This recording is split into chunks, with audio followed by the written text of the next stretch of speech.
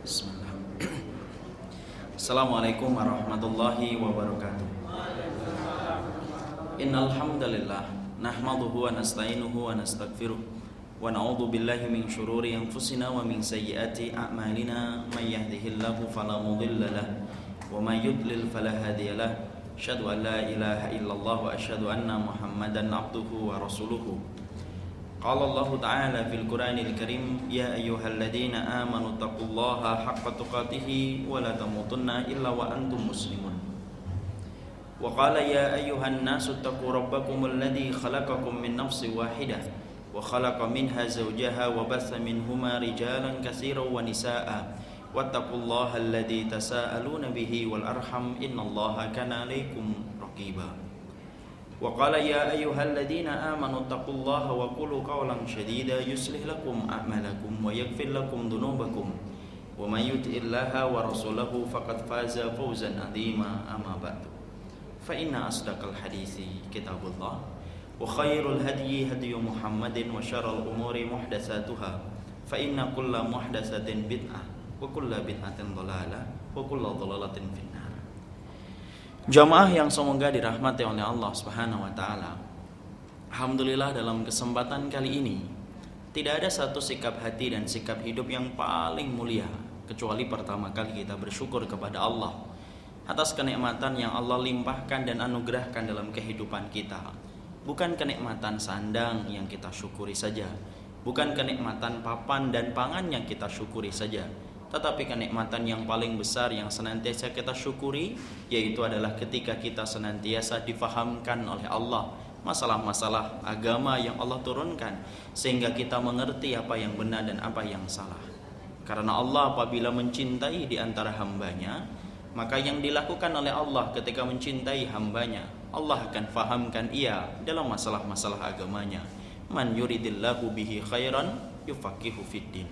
Siapapun yang diinginkan oleh Allah kebaikan, Allah itu akan menjadikan ia faham, mengerti tentang masalah agama, sehingga dia mengerti mana yang hak dan mana yang batil, mana yang iman dan mana yang kufur, mana yang sunnah dan mana yang bid'ah. Dan itulah buah manis ketika orang itu difahamkan tentang masalah agama. Bersyukurlah, karena itu tidak semua kenikmatan didapatkan oleh semua manusia.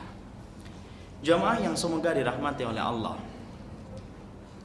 sesungguhnya di dalam kita menghambakan diri kepada Allah, beribadah kepadanya, lalu melakukan ketaatan kepada Allah, para ulama menjelaskan ada 4 perkara yang harus kita pahami dengan benar di dalam kita menghambakan diri kepada Allah.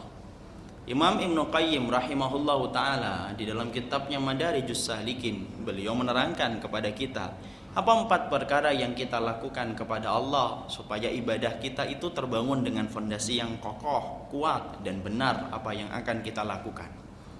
Yang pertama yang dikatakan oleh beliau, ma'rifatu ma yuhibbuhullah wa rasuluhu. Yang pertama adalah orang apabila beribadah kepada Allah, ma'rifah, dia ngerti, dia faham. Ma yuhibbullahu wa rasuluhu, dia faham dan dia ngerti apa perkara yang dicintai oleh Allah dan Rasulnya. Kalau kita ini ngaku sebagai hamba Allah, maka kewajiban kita adalah ngerti tentang apa yang Allah cintai. Allah cinta Rasulullah, Allah cinta Quran, Allah cinta sunnah, Allah mencintai para sahabat. Maka ini perkara yang harus kita lakukan. Orang yang mengaku cinta kepada Allah, tapi ternyata dia tidak faham tentang Allah, dia tidak faham apa yang Allah cintai, dia tidak faham apa yang Rasulullah cintai, berarti cinta yang dia dakwahkan, cinta yang dia sampaikan itu cinta yang kosong, tidak murni dan tidak benar. Yang kedua, ma'rifatu ma yubghiduhullah wa rasuluhu. Fondasi yang kedua ketika kita mencintai Allah itu adalah ma'rifatu, ngerti, paham. Ma yubghiduhullah wa rasuluhu, paham dan ngerti tentang apa yang dibenci oleh Allah dan apa yang dibenci oleh Rasul. Karena apabila kita beribadah kepada Allah hanya ngerti keutamaan-keutamaan amal, tapi nggak ngerti tentang apa yang dibenci oleh Allah, bisa jadi cinta kita ini ternoda, tercampuri dengan sesuatu yang merusaknya. Karena cinta itu ada perusaknya. Sebagaimana wudu bisa batal karena kentut, sebagaimana salat bisa batal karena tertawa. Sama pula amal itu ternyata ada yang menjadikan amal itu terhapus, dan salah satunya adalah terhapus dengan perkara-perkara yang dibenci oleh Allah kalau dilakukan oleh seorang hamba. Kenapa harus ngerti syirik? Ya, karena syirik itu menghancurkan amal ibadah. Kenapa harus ngerti kufur? Betul, karena kekufuran itu batas minimal seseorang dalam iman. Perkara-perkara itu merupakan perkara yang dibenci oleh Allah. Orang yang mengatakan cinta tidak hanya tahu apa yang dicintai oleh Allah, tapi orang yang mengatakan cinta, dia harus paham apa yang dibenci dan dimurkai oleh Allah. Kemudian yang ketiga, yang beliau katakan, ma'rifatu man yuhibbuhumullah wa rasuluhu. Yang ketiga di dalam kita mencintai Allah dan Rasulnya, yang ketiga kewajibannya adalah ma'rifah, ngerti dan paham. Man yuhibbuhumullah, siapakah orang-orang yang dicintai oleh Allah dan Rasulnya? Siapa orang yang dicintai oleh Allah? Siapakah golongan yang senantiasa kita minta di dalam salat-salat kita, di dalam membaca Al-Fatihah? Ihdinas siratal mustaqim, siratal ladzina an'amta alaihim. Kita meminta jalan orang-orang yang diberikan nikmat. Siapa itu? Kita kenali. Perhatikan dalilnya, perhatikan ayatnya, supaya orang-orang itu ngerti mana wali Allah, mana wali syaitan. Kalau orang itu ngerti siapa wali Allah, siapa ulama-ulama warasatul anbiya, maka dia akan tertuntun, terbimbing, terarahkan dengan arah yang benar. Karena kumpulnya kita dengan orang yang salih yang diridhai oleh Allah, menjadikan kita juga mendapatkan keridhaan Allah. Fatal kalau orang itu kemudian mengatakan cinta sama Allah, tapi ternyata konsep dia untuk mengenal orang yang dicintai Allah itu rusak. Wali Allah akan dianggap wali syaitan akan dianggap menjadi wali Allah. Padahal itu persoalan yang cukup penting. Berapa banyak orang yang batil keyakinannya, salah pemahamannya, bukan karena hatinya itu rusak, hatinya pada dasarnya baik, tapi dia mendapatkan contoh yang salah. Wali Allah dianggap wali syaitan dianggap menjadi wali Allah, diikutin, kemudian dibela, lalu kemudian selantiasa kemudian diikutin, akhirnya menjadi ibadahnya itu rusak. Kemudian yang keempat yaitu adalah ma'rifatu man yubghiduhumullah wa rasuluhu. Kemudian kita yang keempat adalah ngerti siapakah orang yang dibenci oleh Allah dan dibenci oleh Rasul, supaya kita mampu menjauhi mereka, membenci mereka, tidak mengikuti bagaimana kegiatan dan hidup mereka, dan akhirnya tidak sama kehidupan kita dengan mereka. Inilah 4 perkara yang menjadi standar cinta kita kepada Allah ketika kita menghambakan diri kepadanya. Perhatikan di antara 4 pilar yang tadi disebutkan oleh Imam Ibnu Qayyim, bahwasanya di antara 4 pilar ini ada 2 perkara yang berkaitan tentang tema yang akan kita bahas hari ini, yaitu adalah mengerti tentang siapakah orang yang dicintai oleh Allah dan mengerti siapakah orang yang dibenci oleh Allah. Karena sesungguhnya kalau kita bicara tentang Syiah, itu tidak pernah terlepas dari berbicara tentang para sahabat. Karena sesungguhnya kita faham secara yakin dan meyakinkan, sebagaimana yang Allah turunkan dari arsy-Nya, bahwasanya di antara kelompok manusia yang paling dicintai oleh Allah itu siapa? Para sahabat. Allah mengatakan wasabiqunal awwaluna minal muhajirin wal ansar walladzina tabauhum bi ihsanin radhiyallahu anhum wa radu anhu. Surat At-Taubah ayat yang ke-100 menjelaskan secara gamblang, tegas, bagaimana kedudukan para sahabat Rasulullah dalam kehidupan kita dan syariat kita menghambakan diri kepada Allah. Allah katakan, "Was-sabiqunal awwaluna minal muhajirin wal ansar." Sesungguhnya orang-orang yang pertama kali masuk Islam dari kalangan muhajirin dan ansar. Siapa itu muhajirin dan ansar? Sahabat. Walladzina amanu, dan kemudian orang-orang yang beriman, yang kemudian mengikuti mereka dengan cara yang benar, radhiyallahu anhum wa radu anhu.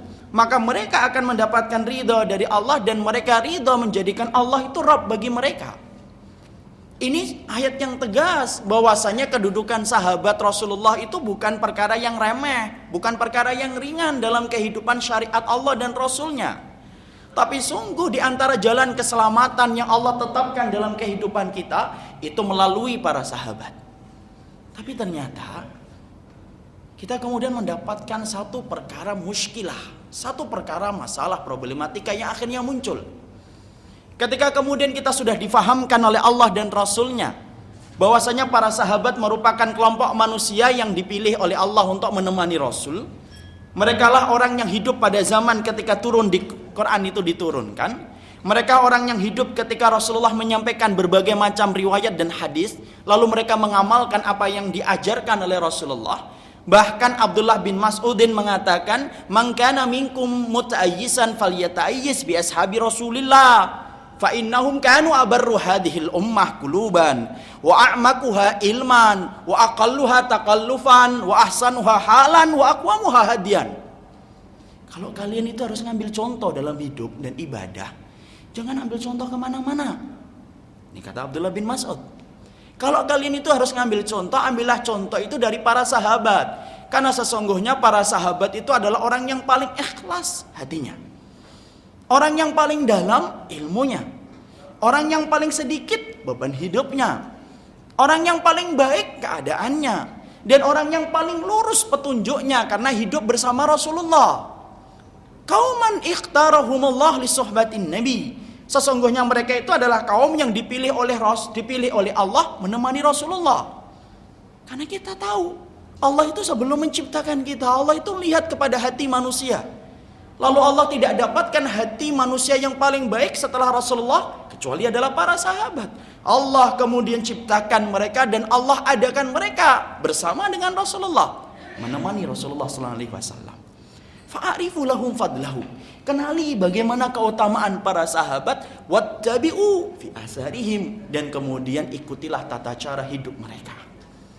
Inilah kewajiban kita di dalam menjalankan agama. Jadi sahabat itu bukan kisah yang kita dongengkan saja, tapi sahabat merupakan jalan kita untuk memahami Islam dengan cara yang benar. Hari ini banyak sekali penyelewengan tentang para sahabat. Ada yang mencela sahabat, walaupun tingkatannya minim, tapi dia mencela para sahabat. Ada orang yang tidak mengenalkan sahabat kepada anaknya. Coba kita tanya anak-anak kita, "Nah, siapa itu penemu lampu?" Dia akan cepat menjawab Thomas Alva Edison. "Nah, siapa penemu ini?" James Watt. "Nah, kamu tahu tentang teori ini?" "Oh, tahu, E/mc²." Tapi coba tanya anak kita hari ini, "Nah, kamu kenal Amr bin Jamuh?" "Hah? Kamu kenal dengan Abu Bakar Al-Miski?" "Hah? Siapa Abu Bakar Al-Miski?" "Kamu kenal dengan yang namanya Tolha?" "Siapa Tolha?" Ada orang-orang yang mereka itu tidak pernah mengenalkan para sahabat, padahal mengikuti para sahabat adalah merupakan jalan menuju kepada surga, dan itu merupakan sebuah keprihatinan. Tapi ada yang ketiga, orang-orang yang parah betul. Ketika mereka kemudian ingin menghancurkan Islam, mereka ingin hancurkan Islam itu dari dalam. Dan cara mereka menghancurkan Islam, salah satu mabadi atau pokok pikiran mereka yang menyimpang adalah mereka murtadkan seluruh para sahabat, mereka kufurkan mereka seluruh para sahabat, dan mereka namakan diri mereka itu menjadi bagian dari kelompok Rawafid atau yang biasa disebut dengan Rafidah. Itu merupakan nama lain dari Syiah. Inilah yang kemudian ingin kita kaji.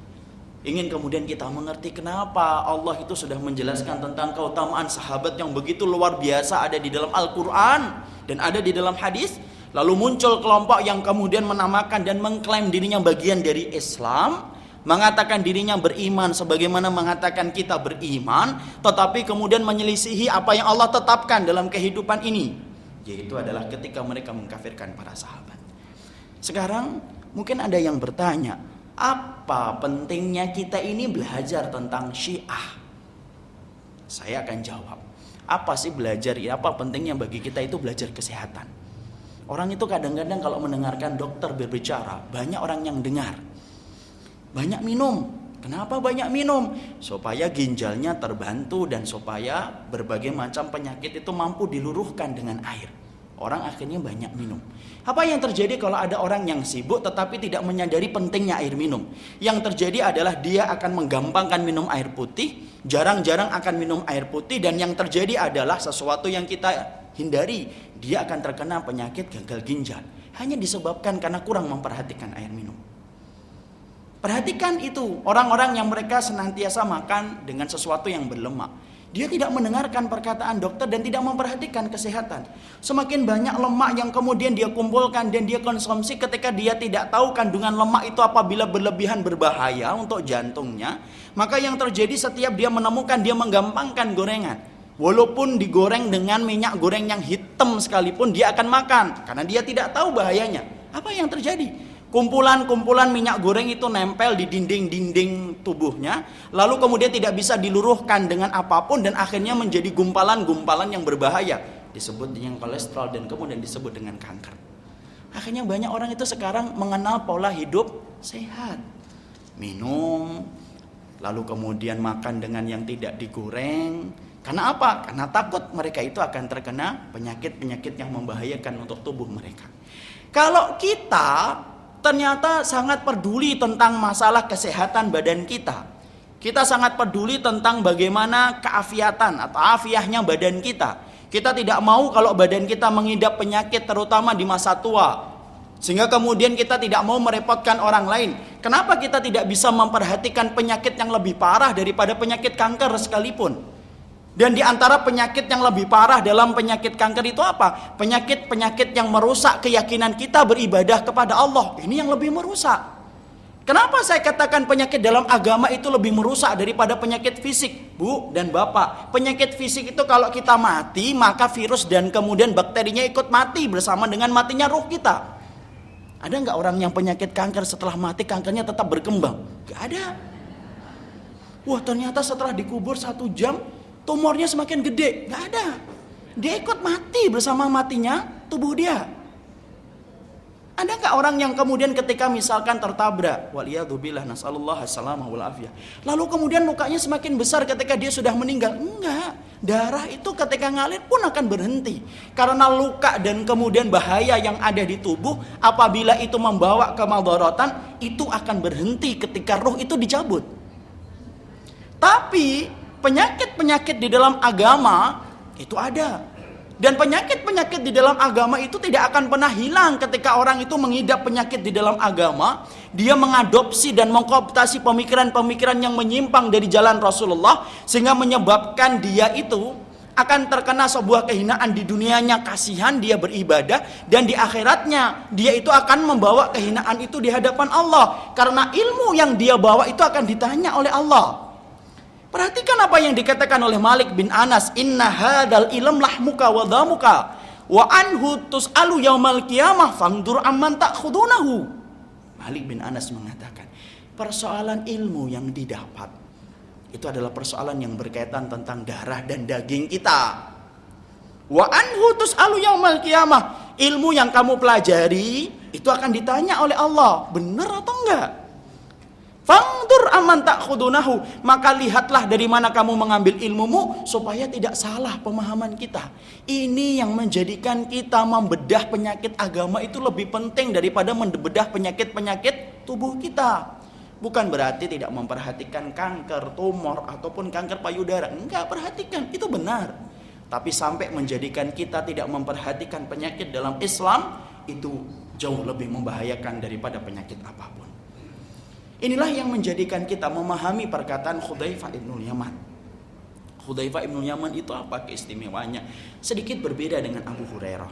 Sama-sama sahabat, sama-sama orang utama. Apa bedanya antara Abu Hurairah dengan Hudzaifah? Kalau Abu Hurairah itu bertanya sama Rasulullah tentang segala macam kebaikan dan segala macam keburukan, ditanya semuanya oleh Abu Hurairah.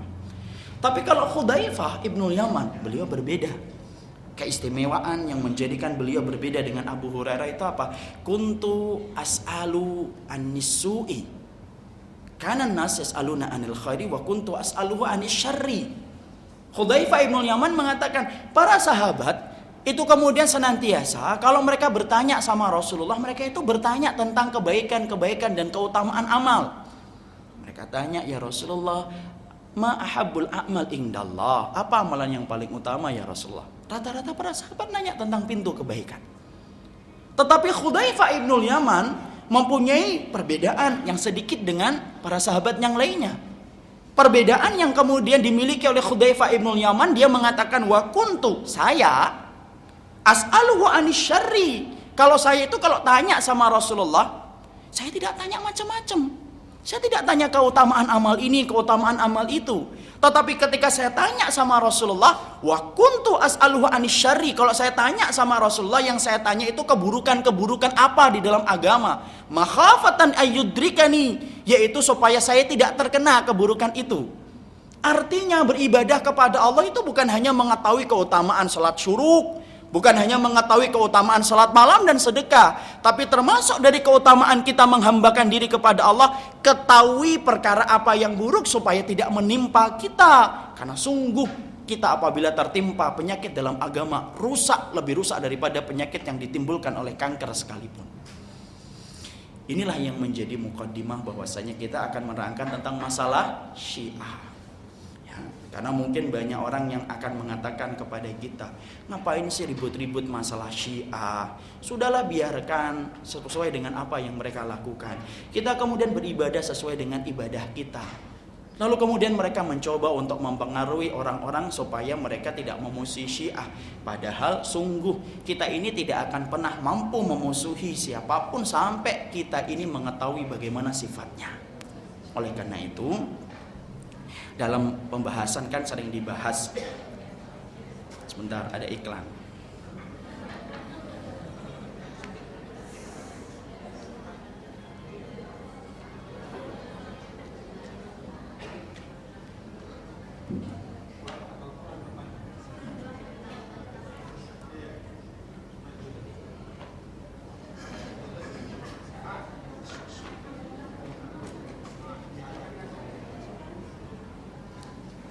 Sudah?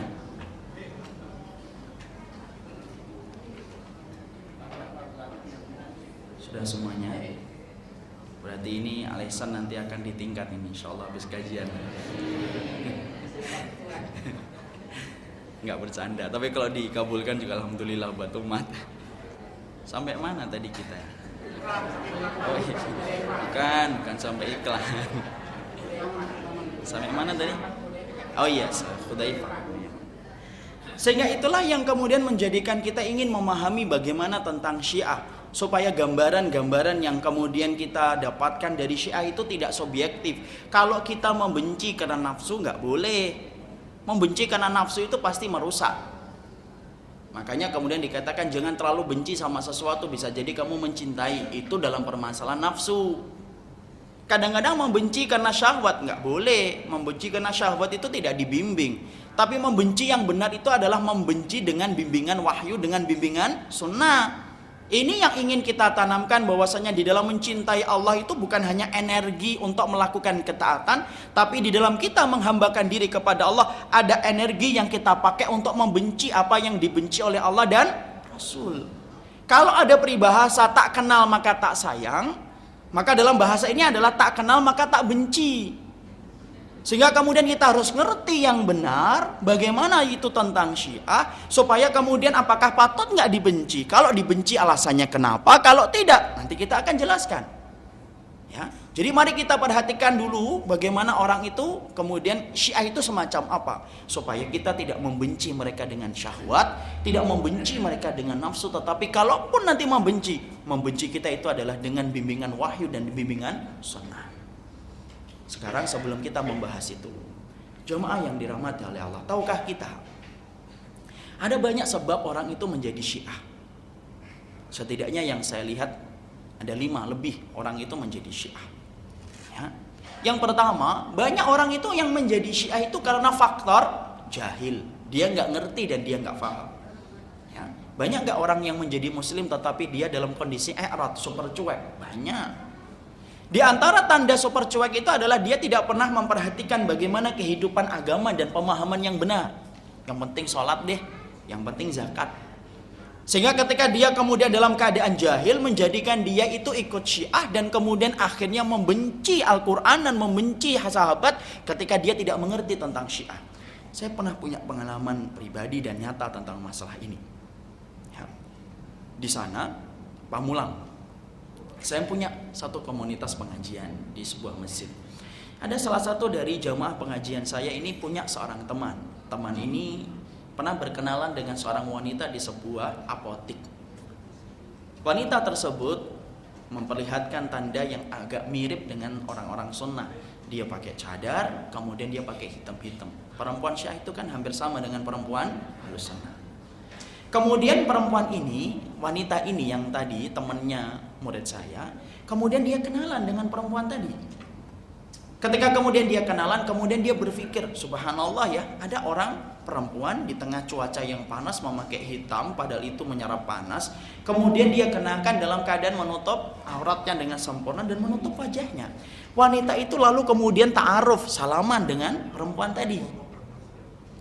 Ya, saya ingatkan umahat, bahwasanya wanita Syiah ada yang mirip dengan wanita Ahlus Sunnah, tapi jangan kemudian disamakan loh ya. Wanita Ahlus Sunnah ada yang juga yang kemudian mereka bercadar dan kemudian mereka memakai hitam-hitam. Lalu kemudian ditanya, dari mana ngajinya? Karena wanita tadi berpikir, wah perempuan ini sampai bisa memakai pakaian semacam ini nih pasti mengajinya itu kuat. Lalu kemudian tergerak wanita tadi untuk bertanya kepada perempuan itu, di mana Bu ngajinya? Dijelaskanlah pengajian Syiah yang biasa menyebut dirinya itu adalah pengajian Ahlul Bait. Lalu kemudian akhirnya sang wanita itu mendapatkan tawaran dari perempuan Syiah tadi. Sudah Ibu, mau gak ngaji sama-sama kita? Saya akan jemput, saya akan kemudian antar, nanti saya pulangnya saya antar kembali. Akhirnya kemudian perempuan itu menyepakati dengan wanita tersebut untuk kemudian mendatangi majelis taklim yang kemudian diasuh oleh Ahlul Bait atau yang disebut dengan Syiah.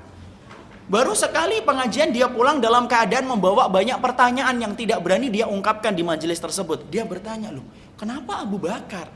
Apa salahnya dengan Umar? Kenapa kemudian Abu Bakar dan Umar itu ditempatkan dalam semacam itu? Walaupun saya ini adalah orang yang awam, jarang-jarang ngaji, tetapi saya ngerti bahwasanya Abu Bakar dan Umar itu mempunyai kedudukan yang istimewa di dalam Islam. Pertanyaan itu disampaikan kepada temannya. Teman itu menyampaikan kepada anak. Saya dengarkan dalam telepon, saya katakan sama ibu itu, Bu, katakan itu sama temannya. Itu ciri khasnya pengajian Syiah. Walaupun saya tidak bisa memastikan.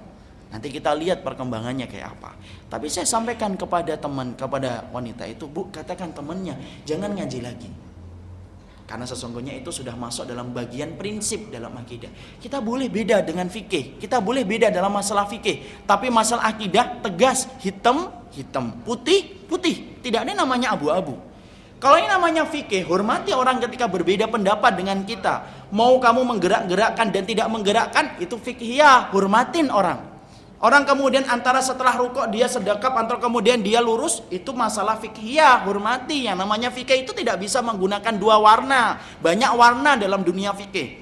Tapi permasalahan tentang akidah itu tidak banyak warna. Warna yang kemudian diberikan oleh Islam dalam masalah akidah itu cuma dua. Kalau nggak hitam, batilnya akidah itu, atau putihnya akidah Ahlus Sunnah wal Jamaah. Saya sampaikan, kenapa saya semending main tegas? Karena itu saya sudah melihat ada indikasi kuat bahwasanya itu adalah Syiah.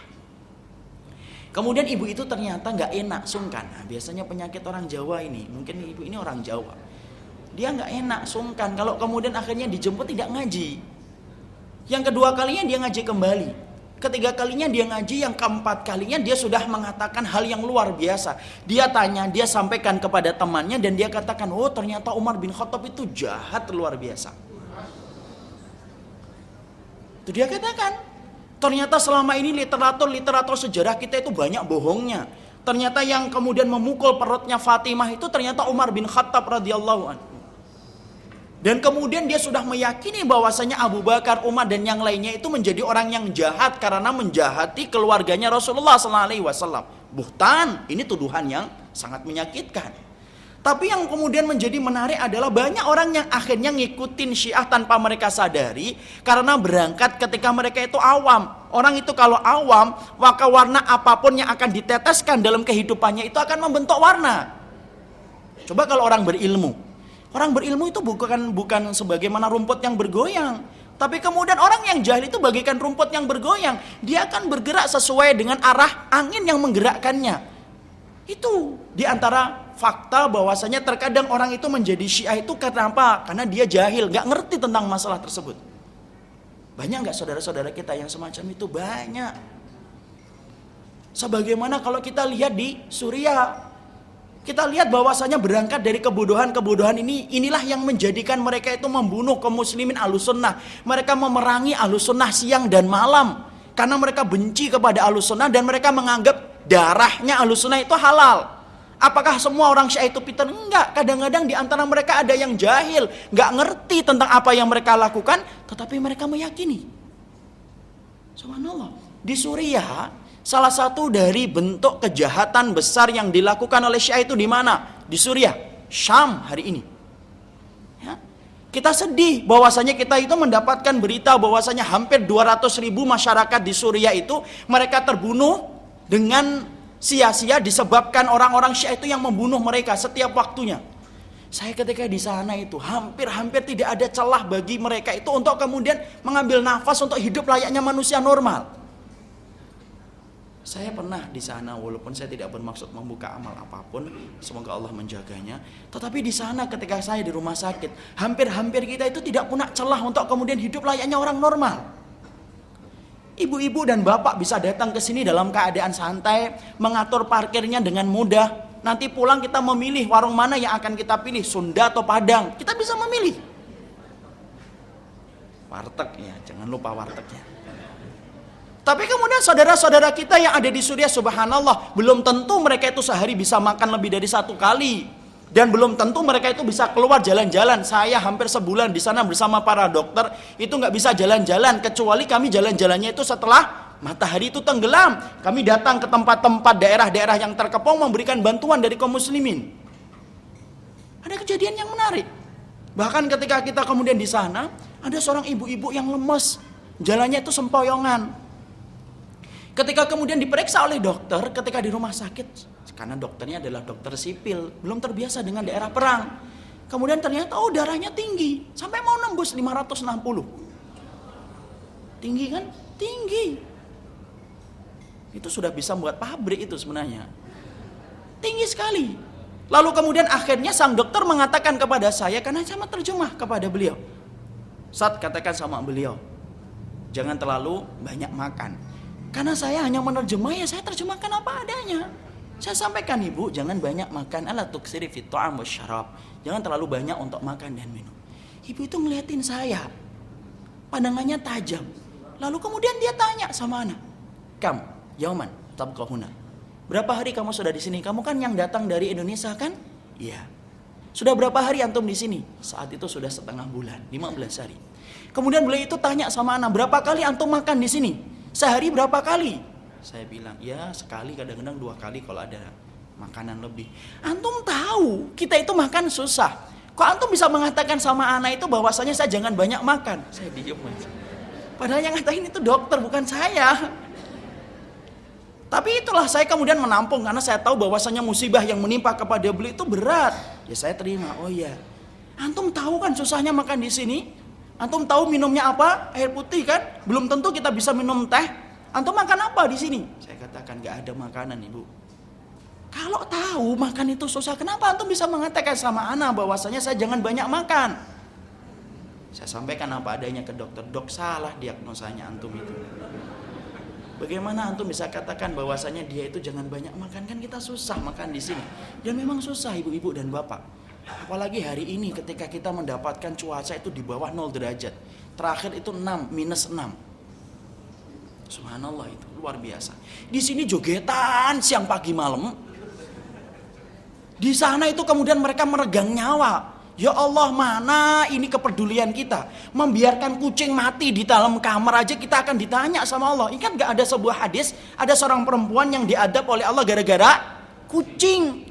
Udibat imra'atin fi hirratin sajanat hala hiya atlaqatha wa la hiya at'amatha ta'kulu min khashashil ardi. Ada seorang perempuan itu, kata Rasulullah, diadab oleh Allah disebabkan dia itu menahan kucing di dalam kamar. Dia tidak bebaskan, dia tidak kasih makan, dia tidak biarkan kucing itu makan di atas rerumputan, sehingga kemudian kucing itu mati disebabkan kedoliman wanita itu. Kalau kemudian membiarkan kucing itu kemudian mati, seorang perempuan itu akan ditanya oleh Allah, bagaimana jawaban kita kelak pada waktu hari kiamat, ketika Allah itu nanya darah iman yang jatuh di Suriah itu, apa yang telah kita lakukan untuk mereka? Allah, darah mereka itu jatuh berceceran setiap waktunya. Dan itu kemudian salah satunya siapa yang menyebabkan itu? Orang-orang Syiah yang kemudian membunuh saudara-saudara kita yang ada di Suriah, di Syam. Ya, Ibu tadi kemudian saya sampaikan, ibu sabar. Kemudian dokter kemudian menyadari kesalahannya. Ya salah kalau gitu Ustaz. Kalau gitu jangan banyak pikiran. Saya sampaikan apa adanya. Ala tufakir kasiran ya ummi. Wahai ibuku jangan banyak pikiran ya ummi. Lihatin lagi, waduh salah lagi saya ini. Kemudian ibu itu mengatakan kepada saya, sini, antum tahu saya ini punya 2 anak? Gak tahu, saya bilang. Saya ini punya 2 anak laki-laki 2. Yang pertama diambil setahun yang lalu ketika dia pulang dari perjalanan. Saya tidak tahu kemana anak saya yang pertama. Anak saya yang kedua itu diambil sekitar 2 bulan habis Idul Adha. Saya datang setelah Idul Adha. Saya nggak ngerti. Kalaupun mereka hidup di penjara mana, kalau mereka mati di mana kuburannya. Antum bilang sama anak supaya jangan banyak pikiran. Gimana antum ini? Subhanallah. Coba kalau ibu di posisi saya gimana, kalau bapak di posisi saya? Ya saya diam saja. Saya pengen merangkul, nggak boleh karena bukan mahramnya kan. Yang saya katakan sabran. Sabar. Akhirnya saya bacakan hadis-hadis yang menceritakan tentang wanita salihah dan bagaimana kesabaran mereka. Orang-orang Suriah di antara mereka yang kemudian memerangi Ahlussunnah ketika mereka menjadi Syiah, apakah mereka semuanya pintar? Enggak. Kadang-kadang mereka itu membunuh saudara-saudara kita, bahkan menguburkan dalam keadaan hidup-hidup. Ada di antara mereka itu yang jahil. Mereka nggak ngerti tentang Syiah, mereka taunya itu adalah agama yang benar, mereka yakini dan itu menghujam di dalam keyakinan hati mereka, menjadikan mereka ketika membunuh itu tidak punya rasa berdosa. Kalau maling di sini ketika membunuh ditanya menyesal tidak? Menyesal. Itu kalau mereka itu membunuh karena nafsu, dia membunuhnya itu menyesal. Tanya sama maling-maling yang ada di penjara ketika dia membunuh, kamu menyesal nggak? Menyesal. Tapi dianya sih ngelawan, akhirnya saya bunuh. Orang itu membunuh itu menyesal. Tapi orang-orang Syiah ketika berada di Syam, ketika mereka membunuh Ahlussunnah, apakah mereka menyesal? Kalla. Mereka nggak pernah menyesal karena mereka meyakini ketika membunuh itu dengan keyakinan. Itulah pahamnya kejahilan. Itulah bahayanya tentang orang yang jahil. Dan orang banyak menjadi Syiah karena yang pertama yaitu adalah ketika mereka menjadi jahil.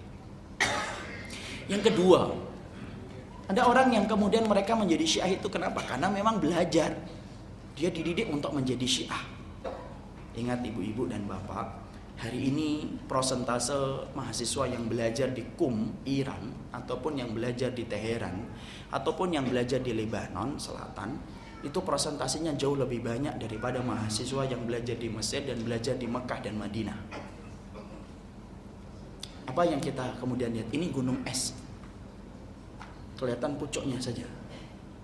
Nanti kalau kemudian ribuan mahasiswa ini pulang, kita bisa kemudian membayangkan bagaimana pergerakan Syiah itu di Indonesia. Satu orang saja ternyata mampu membawa pikiran. Kalau satu orang dia diberikan kemampuan untuk bicara, maka kemudian dia akan mampu mempengaruhi orang dengan begitu banyaknya. Itu kalau satu. Yang kita bicarakan bukan 1, bukan 2, bukan 3. Tapi yang kita bicarakan adalah ribuan mahasiswa Iran yang akan pulang. Ada orang yang kemudian semacam itu? Banyak. Mereka kemudian pergi ke mereka kemudian pergi ke tempat-tempat konsentrasi belajarnya orang-orang Syiah, dan mereka itu akan pulang. Jadilah mereka Syiah karena mereka belajar. Ada yang ketiga. Kadang-kadang orang itu menjadi Syiah itu kenapa? Orang itu kemudian berpikir bahwasanya ketika dia menjadi Syiah itu karena dia mendapatkan dana dan fasilitas besar dari Syiah. Ya. Karena sesungguhnya tidak ada gerakan yang paling mapan. Saya katakan, saya garis bawahi dengan garis merah walaupun nggak kelihatan. Tidak ada gerakan yang paling mapan, yang memiliki negara, yang memiliki sayap militer dan memiliki finansial yang sangat kuat, kecuali tidak ada sebuah gerakan yang sedemikian kuatnya kecuali saya berikan itu kepada orang Syiah. Layak mereka itu disebut dengan agama. Karena kekuatan tamwil, kekuatan finansial yang mereka miliki itu luar biasa besar. Saya pernah melakukan perjalanan ke daerah Aceh bersama Ustaz Farid Ahmad Uqbah sebelum beliau mendapatkan kecelakaan yang kita doakan kesembuhan beliau. Itu ketika kita mengisi di sana di salah satu masjid, maka kemudian masjid itu menyampaikan salah satu fakta yang pernah terjadi. Ada orang Syiah yang pernah datang ke situ dan menawarkan, kami kasih kamu 2 miliar setiap tahunnya, tapi dengan konsekuensi kesepakatan deal antara kita bahwasanya yang mendatangkan dai-nya yang ngisi masjid ini adalah kami. 2 miliar. Padahal kita mencari dana 100 juta atau 400 juta untuk buat radio aja empot-empotan sampai sekarang nggak dapat. Ternyata kemudian ada banyak orang yang kemudian mereka menjadi Syiah itu karena tamwil. Apa itu tamwil? Dana. Ingat loh, yang namanya dana itu dunia. Dunia itu banyak sekali melalaikan dan melenakan. Berapa banyak orang yang tampaknya asalnya solih itu menjadi tidak solih karena harta. Dan Syiah itu punya harta yang kuat.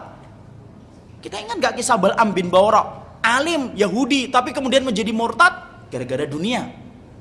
Ar-Rajjal hidup pada zaman Rasulullah, Rajjal Unfuwah. Dia merupakan sahabat akrabnya Rasulullah. Bahkan dia menjadi sahabatnya Abu Hurairah. Tahukah kita bahwasanya dia matinya murtad mengikuti nabi palsu Musailamah Al-Kadzab. Kenapa? Karena Musailamah Al-Kadzab itu menawarkan kepadanya gemericing uang dinar dan harta.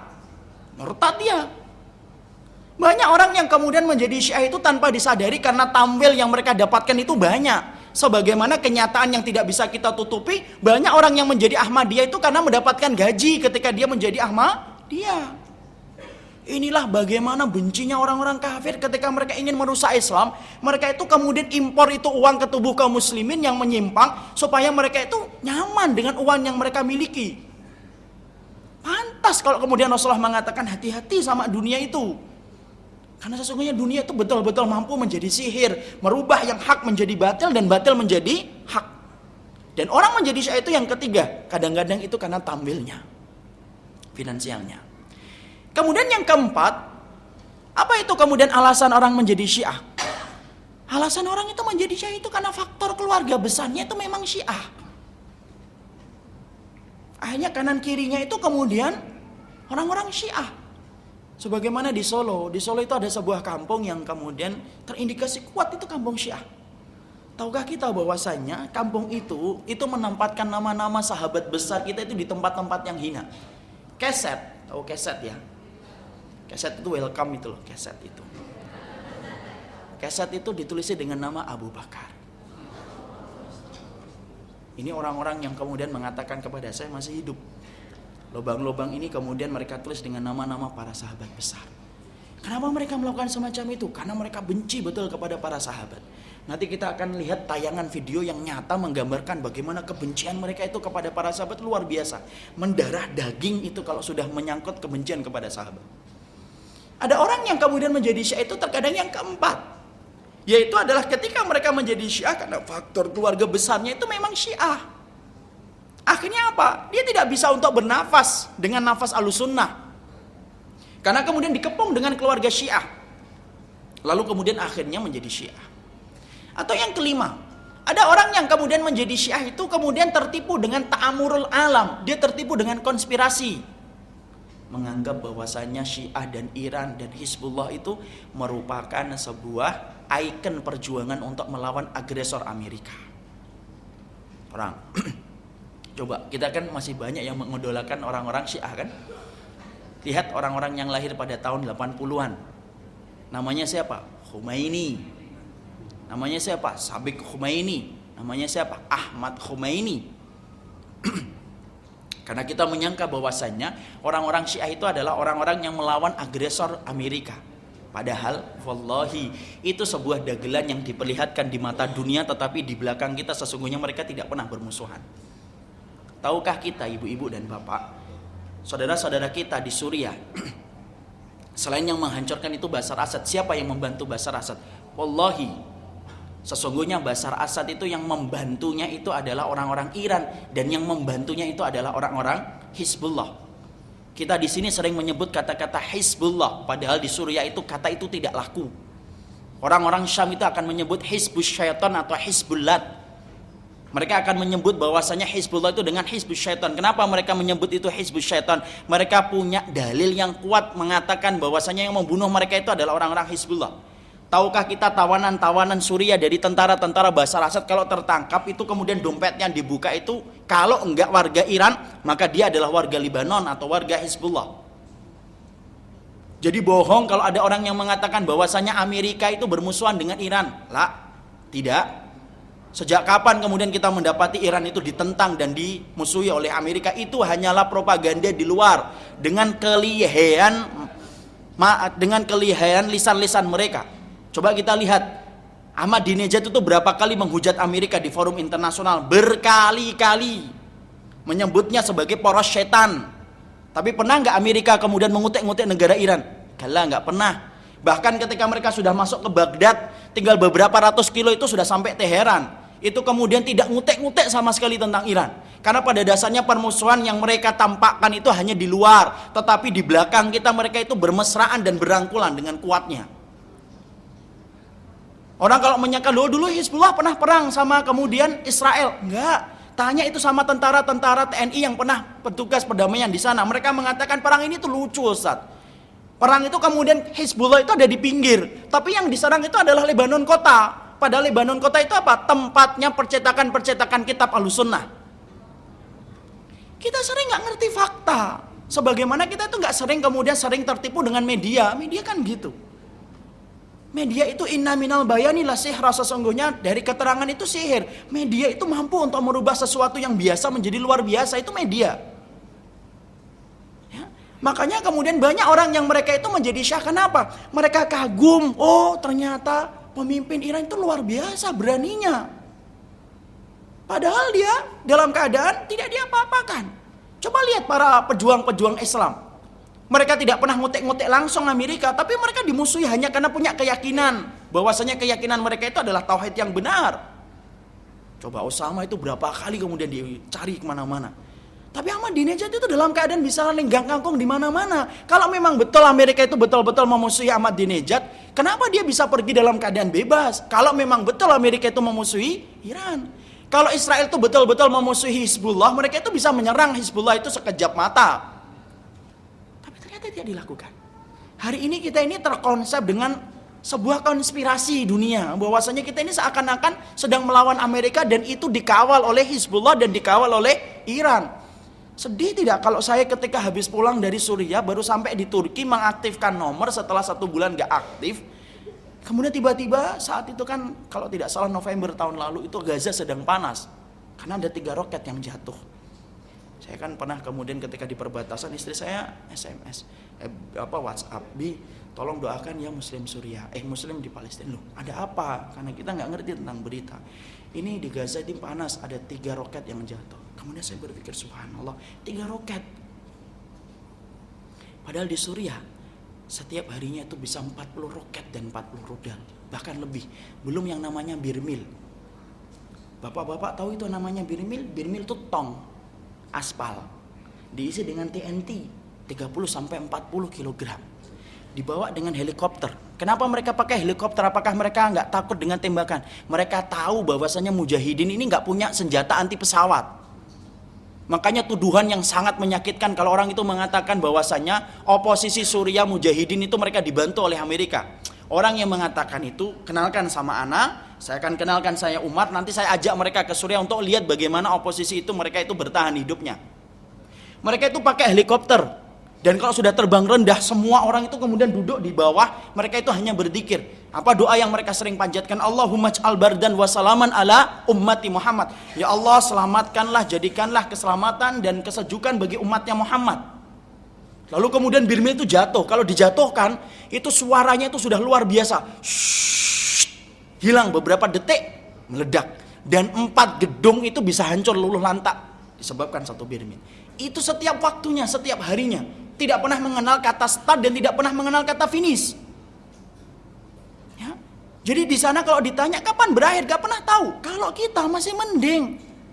Kita ini membawa paspor. Paspor itu hanya bertahan untuk 1 bulan. Tamdidnya itu 1 bulan doang.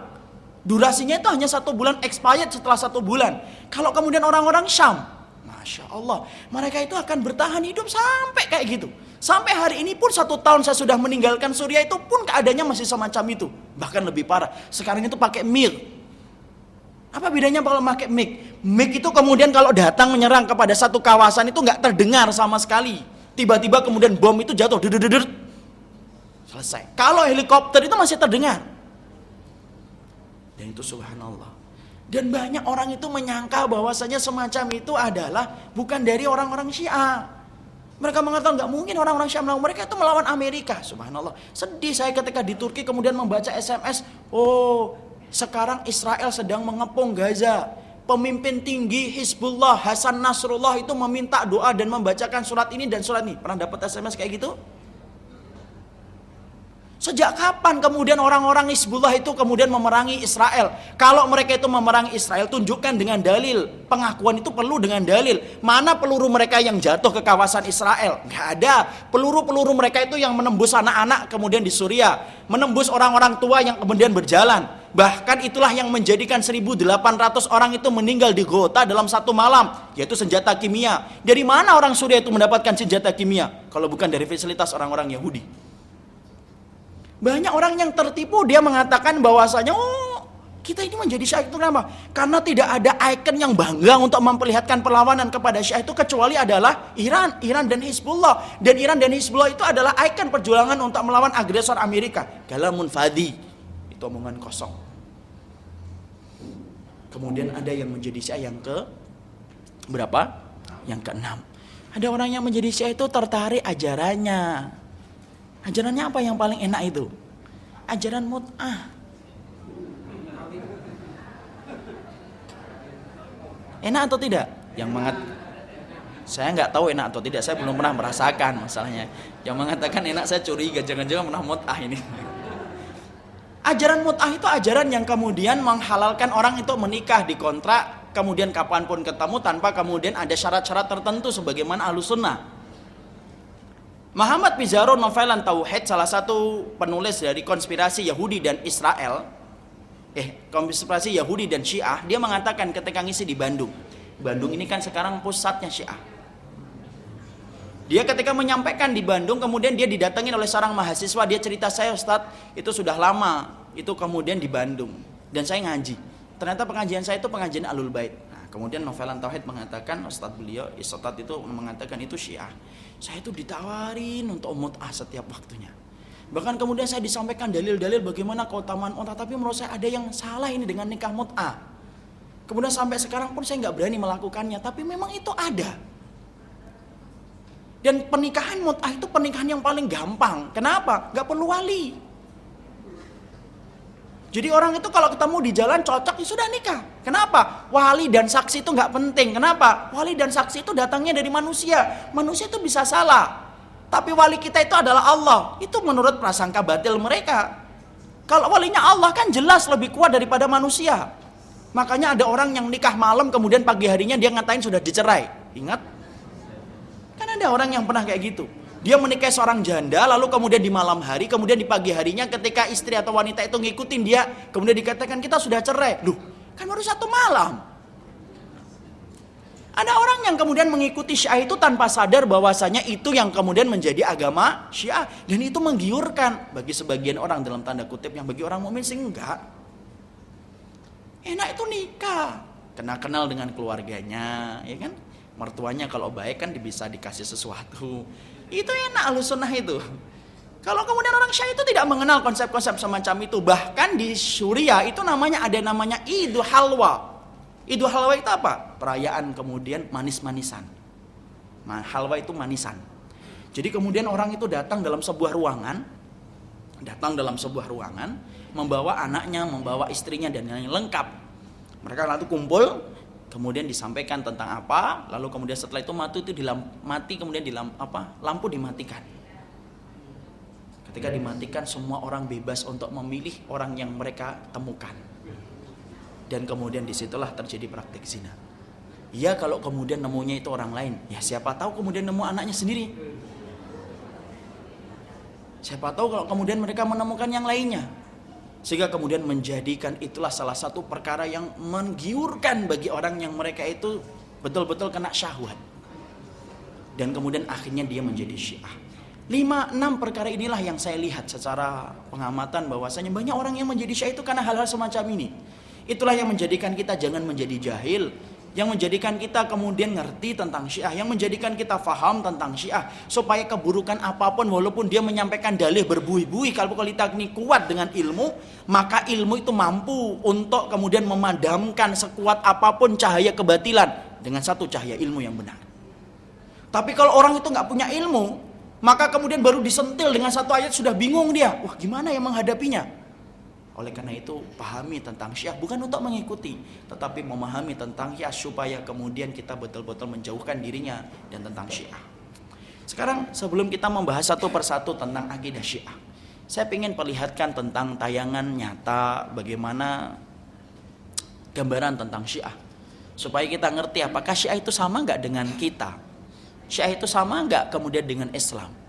Terutama yang nanti kita akan perhatikan itu adalah permasalahan mu'taqadatnya. Yang nanti kita akan perhatikan adalah permasalahan yang berkaitan tentang keyakinannya. Sekarang mari kita lihat tayangan yang telah dibuat oleh LDK, Lembaga Penegak Sunnah.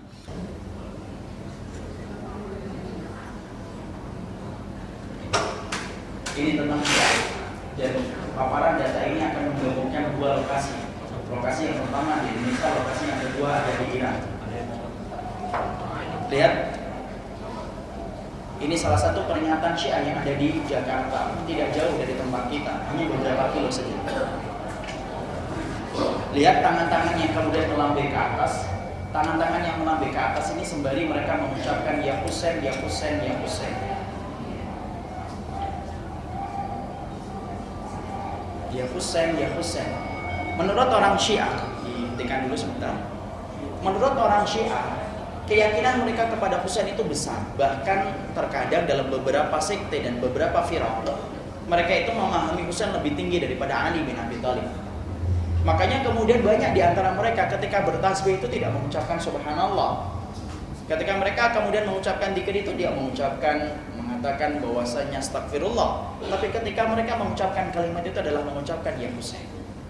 Kejadian yang nyata pernah terjadi adalah ketika ada tentara Suriah yang akan meninggal dunia dalam keadaan sakaratil mautnya. Kalau kita itu mentalkannya dengan apa? La ilaha illallah. Dalam hadis riwayat Muslim, lakinu ala mautakum la ilaha illallah. Talqin orang yang akan meninggal di antara kalian dengan la ilaha illallah. Tapi orang Syiah tidak. Mereka itu mentalkan orang yang akan meninggal di antara mereka itu dengan kalimat ya Husain, ya Husain. Sehingga kemudian akhirnya ketika mereka itu meninggal, saya punya tayangan tapi tidak dibawa. Jadi ketika gini bukan la ilaha illallah, ya Husain, ya Husain, ya Husain. Dan kalimat ya Husain itulah yang kemudian mengiringi kematiannya menghadap kepada Allah dalam keadaan yang salah. Nah, inilah kemudian perkara yang fatal betul, bahwasanya ini merupakan hal yang besar. Karena ini termasuk mirip dengan ajaran apa? Nasrani. Ajaran Nasrani itu apa? Ajaran Nasrani itu adalah yang kemudian menganggap bahwasanya Isa itu keturunannya Allah, waliyadzubillah. Maka sama orang-orang Syiah itu menganggap Husain dan mengangkatnya itu sebagaimana orang-orang Nasrani itu menganggap Yesus. Kita lihat, ini peringatan-peringatan yang ada di Indonesia. Kita lihat satu persatu.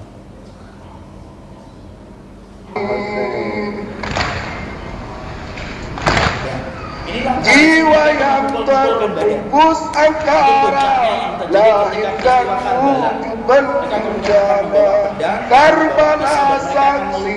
Kepala mereka dan tubuh mereka. Semakin banyak mereka lukai itu kepala mereka dan banyak darah yang jatuh semakin utama.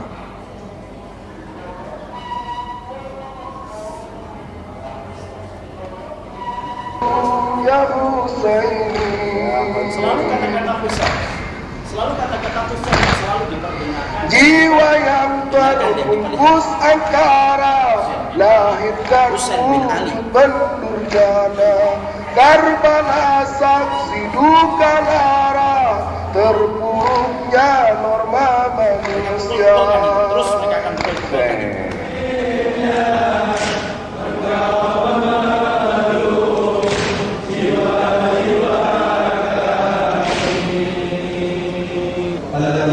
Ini lambang-lambang mereka. Jadi mereka sudah menggunakan simbol-simbol perang.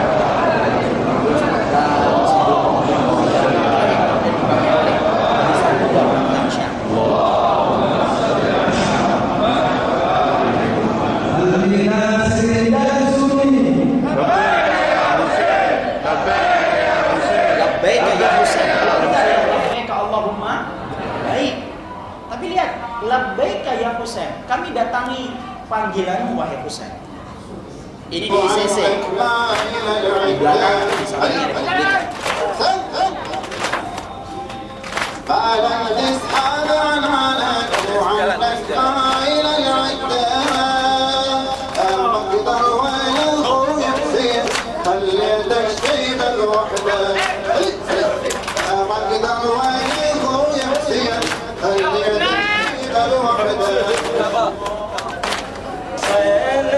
Jason احنا علم وهجس ريكا بيتي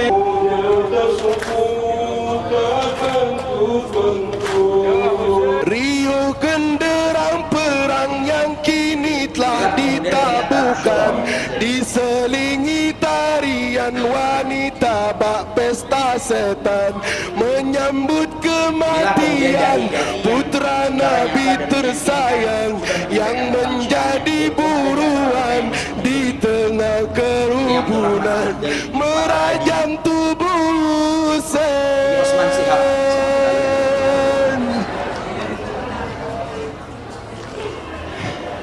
merajam tubuh Husain, menyayat tubuh Husain, mengoyak tubuh Husain.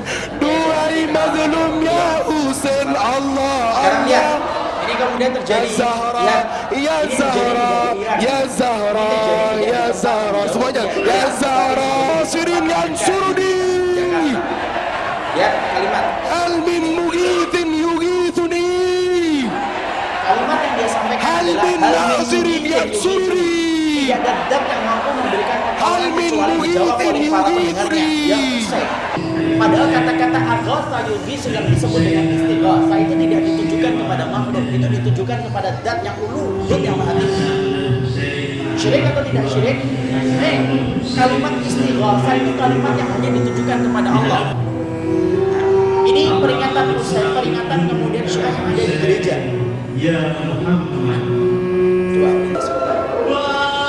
Makanya kita teringat perkataan dari Imam Ibnu Taimiyah. Imam Ibnu Taimiyah itu mengatakan kalau minal muslimin qalu minhum dan nasara illa anta jitu bi anna mawaqit min awal. Imam Ibnu Taimiyah itu menyampaikan bahwasanya tidak ada daerah kaum muslimin yang tumpah darahnya oleh orang Nasrani dan orang Yahudi, kecuali pasti kamu akan dapatkan bahwasanya Rafidhah ini yang membantu orang Yahudi dan orang Nasrani. Lihat contohnya, jatuhnya Baghdad oleh bangsa Maumar, Tartar. Tahukah kita siapa itu yang membuka pintu-pintu Baghdad sampai kemudian Genghis Khan masuk dengan mudah dan akhirnya membanjiri sungai itu dengan darah? Itu orang-orang Syiah yang membukanya. Tahukah kita Salahuddin Al-Ayyubi sebelum dia ikut perang dalam perang salib, yang dia perang itu mana? Daulah Fatimiyah. Karena tahu ini adalah berbahaya ketika dia berperang sama orang Nasrani dan membiarkan orang-orang Syiah Rafidhah.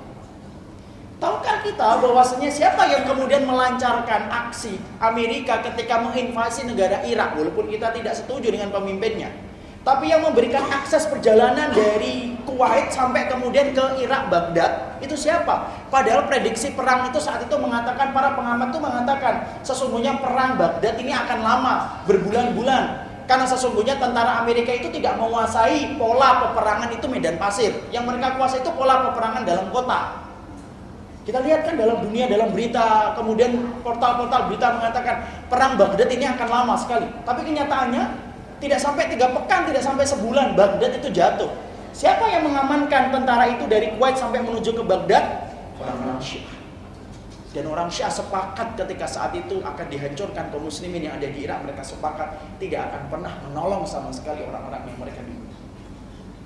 Jadi jangan heran kalau kemudian akhirnya mereka mesra dengan Yahudi dan Nasrani. Kebencian mereka kepada kita itu melebihi kebencian mereka kepada Yahudi dan Nasrani. Ya, luar biasa. Maka kita nanti akan dapatkan bagaimana penjelasan-penjelasan yang disampaikan oleh para masyayikh dan para guru-guru mereka. Bagaimana menghalalkan darah kaum muslimin itu dengan ilmu. Menurut tanda mereka, membunuhnya itu dengan pemahaman batil mereka. Ini salah satu dari bukti. Mereka mengadakan di gereja. Semiskin-miskinnya kita nggak akan mungkin itu merasakan Idul Fitri itu di gereja. Ya kan? Kalau nggak punya tempat, saya sewakan tempat di lapangan.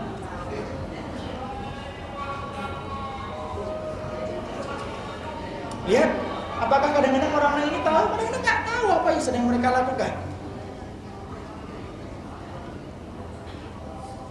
Itu Imam Husain. Selalu ada gambar Imam Husain.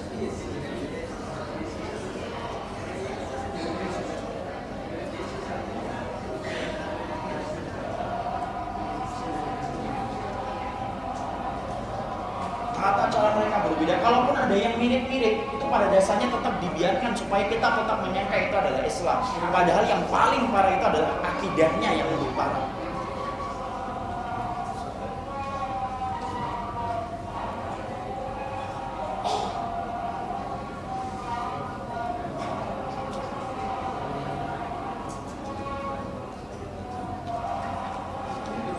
dirasakan itu kemudian di gereja. Ini di luar negeri. Perayaan ini kemudian dirayakan di luar negeri. Ini bersama kuah. Kuah itu siapa? Yang kemudian mengkoordinir untuk memukulkan ke badan.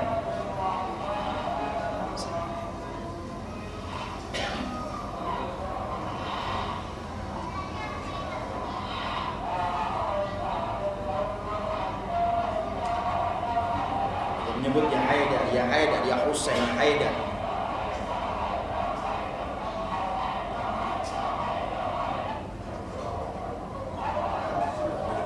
Mereka kemudian merayakan kematian Husain, padahal yang kemudian sebenarnya membunuh adalah ini ritualnya orang Syiah. Mereka lukai kepala-kepala mereka. Coba berhenti sebentar. Saya pernah tanya di sana, karena kan kita dapatkan bahwasanya orang-orang Syiah di Suriah itu mereka menghalalkan segala macam cara untuk membunuh. Ada yang dibunuh itu Bapak dengan cara yang sangat kejam. Penjara itu yang pernah saya lihat ketika difotokan oleh seorang ikhwan. Ada penjara itu yang hanya berdiri saja. Kemudian dikasih kantong, dikasih lubang untuk kemudian kantong kemaluannya, dan dia berdiri. Kalau berdiri 1 jam, 2 jam masih kita maklumi, berdirinya sampai 2 tahun, 3 tahun. Keluar, stres, gila. Ada yang kemudian tetap berhasil, tapi banyak yang kemudian keluar dalam keadaan tidak ngerti apa-apa. Kena matahari itu sebagaimana kena musuh. Dia cerita, saya punya tetangga itu kemudian kena matahari itu lari dia. Karena selama puluhan tahun dia tidak pernah tahu tentang matahari. Dia berdiri. Ya. Maka kemudian saya tanya, sampai kemudian nanti kita akan lihat bagaimana dia itu menanam orang itu hidup-hidup. Saya tanya, kenapa sih mereka itu kok semacam itu? Apa nggak ada yang tersisa dari perasaan mereka? Mereka menghancurkan masjid, menghancurkan rumah, bahkan ibu dan bapak. Bahkan kita datang ke kuburan ketika akan takziah itu nggak bisa. Ada seorang ikhwan pada hari Kamis ketika kita di sana, itu tiba-tiba keluar dari rumah sakit sebentar. Sholat subuhnya sama-sama kita. Keluar rumah sakit sebentar. Tiba-tiba qadarullah maha syah, itu rokat jatuh tepat di depan rumah sakit. Terkena dia sazoya. Tahu sazoya? Sazoya itu adalah pecahan roket. Pecahan roket itu dari depan kecil, tadi di belakang gede, karena dia muter di dalam itu. Ketika kita ini tenggelam dengan kesedihan, subhanallah, kita sedih betul. Lalu kemudian kita itu pengen takziah, langsung dikuburkan habis zuhur. Orang tuanya tinggal 1, bapaknya meninggal, 2 itu anak-anaknya. Istrinya sudah nggak ada, anaknya sudah nggak ada. Kemudian karena kita kenal dengan beliau dan akrab selama ini dengan beliau, akhirnya ingin mengantar beliau itu ke kuburan. Tapi apa yang terjadi ketika saya baru memakai sepatu, kemudian ditanya, mau kemana Ustaz? Mau kemana? Mau ke kuburan lah, mau takziah. Nggak boleh, di sini saja di rumah sakit. Loh, kenapa kita nggak boleh?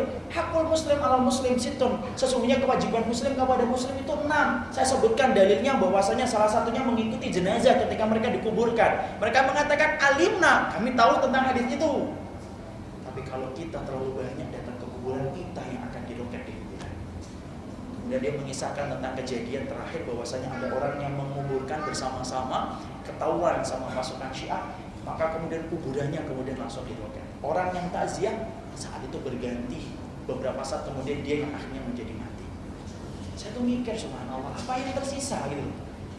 Kalau mereka menghancurkan masjid, saya masih bisa memaklumi. Oh, mungkin mereka itu menghancurkan masjid karena benci sama syiar Allah. Saya masih bisa maklumi.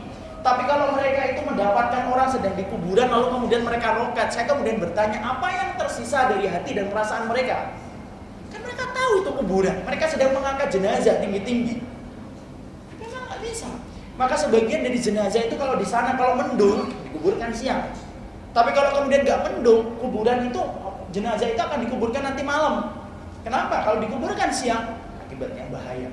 Karena setiap terlihat maka kemudian akan diroket. Saya tanya sama ikhwan di sana, kenapa sampai semacam ini? Apa nggak ada yang tersisa sedikit pun dari perasaan mereka itu? Dia kemudian menjawab dengan satu hal yang bukan dalil, tapi kemudian saya bisa maklumi. Antum tahu yang namanya peristiwa Karbala? Iya. Antum tahu bagaimana orang kemudian memukul-mukulkan kepala mereka dengan darah? Iya. Kalau mereka mampu melukai diri mereka dengan keyakinan, bahkan itu setelah mereka selesai itu mereka dijahit loh kepala itu.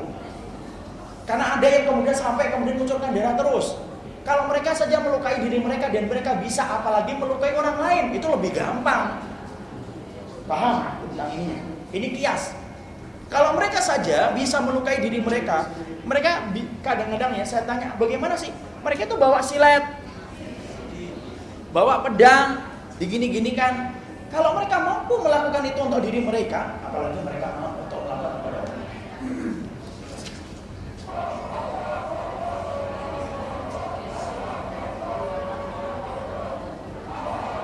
Nah ini serupa dengan orang Nasrani. Ada kan orang Nasrani yang mereka sampai ekstrim. Mereka kemudian memaku tangannya disalib.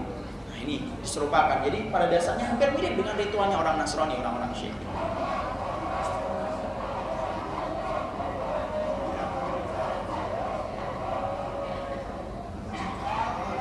Ini di Irak. Kita lihat mereka punya Ka'bah sendiri.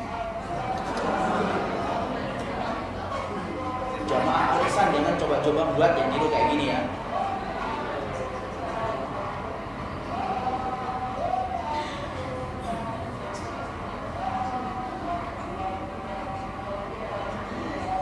Tahu siapa yang disebut Yali terus. Jadi kalau ada orang namanya Ali di sini, di sana dihormati betul nanti. Tapi jangan sekali-kali namanya Umar. Kalau namanya Umar bisa dibunuh di pinggir jalan. Makanya saya ketika baru pertama kali di sana dikenalkan namanya siapa? Umar. Waduh, bahaya namanya.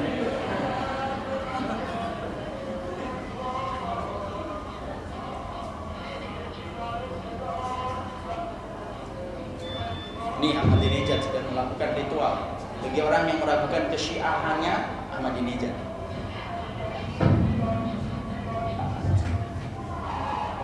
Inilah Ahlussunnah yang ada di Iran. Jadi bohong kalau mereka mengatakan takrib dan mereka mengatakan ukhuwah. Katakan itu di Iran. Takrib itu apa? Pendekatan. Nih, mereka selalu mengatakan Ahlussunnah itu dengan kata-kata Wahabi. Nih, kata-katanya Allah melaknat Abu Bakar, Umar, dan Utsman.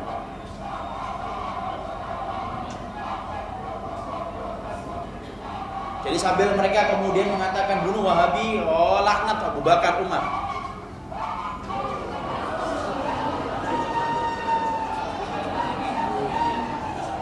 Masih kita bisa mengatakan bahwasanya itu sama. Kita lihat lagi nanti sebanyak lagi. Iya digantung Bapak. Itu meninggal itu Bapak. Lihat, ini adalah Abu Lu'lu'ah. Siapa Abu Lu'lu'ah? Pahlawannya orang Iran. Pahlawannya Syiah. Kenapa? Karena dialah yang membunuh Umar bin Khattab radhiyallahu anhu dalam peristiwa salat subuhnya. Kuburannya dibangun dengan mewah, megah. Mereka membuat ilustrasi bahwasanya inilah kemudian kuburannya Abu Lu'lu'ah. Menara ini menunjukkan, nih Allahumma ridha'an Abi Lu'lu'ah, ya, wahsyurni ma'ahu. Artinya adalah ya Allah ridailah Abu Lu'lu'ah dan kemudian kumpulkanlah aku bersamanya. Ya, Allahumma syurni bi Abi Lu'lu'ah, Allahumma syurni bi Abi Lu'lu'ah. Kumpulkanlah saya bersama Abi Lu'lu'ah. Padahal Abi Lu'lu'ah itu siapa? Zindiq dalam akidah Ahlussunnah wal Jamaah.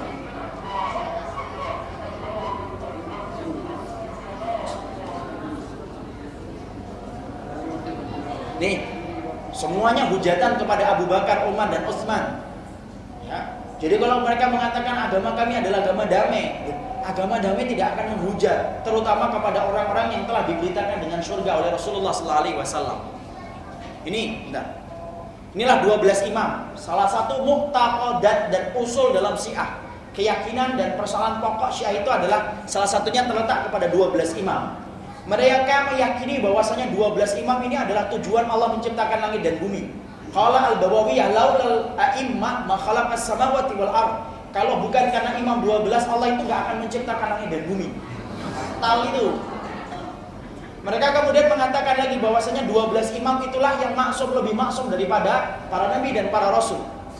Bahkan yang memutuskan urusan kelak kita kelak pada waktu hari kiamat itu bukan Allah, tetapi yang akan memutuskan urusan nasib kita di akhirat itu adalah 12 imam.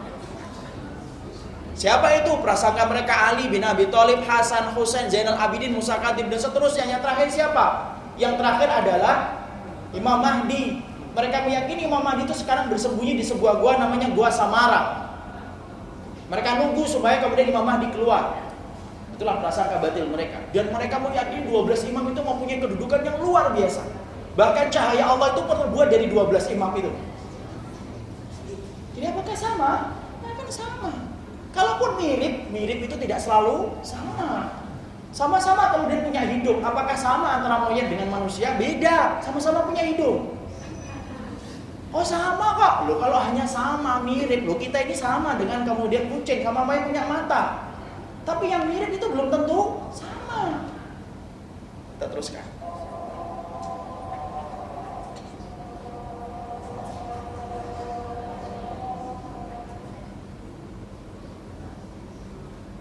Ini adanya Syiah. Ini persoalan yang sifatnya itu masih ada, cuma kemudian dibuat dan masih ada. Kenapa?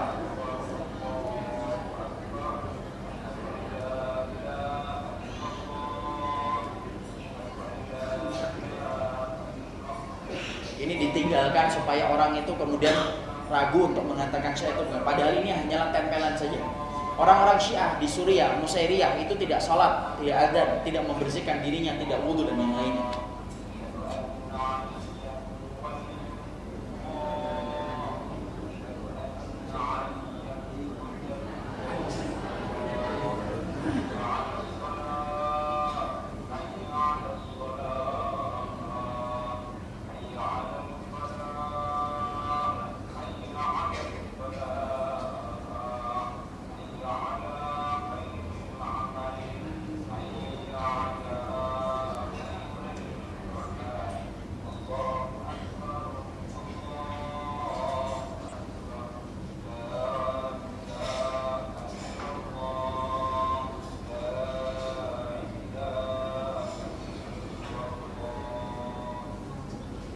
Sekarang kita lihat wudunya.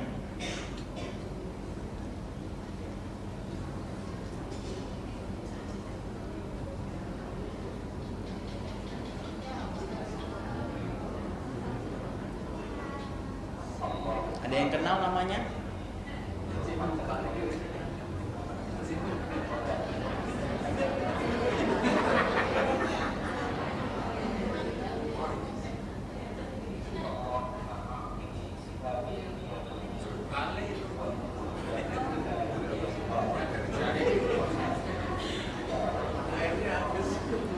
Airnya apa Pak? Airnya habis. Itu denger Pak, ditutup kan akhirnya loh. Dengar ya tadi.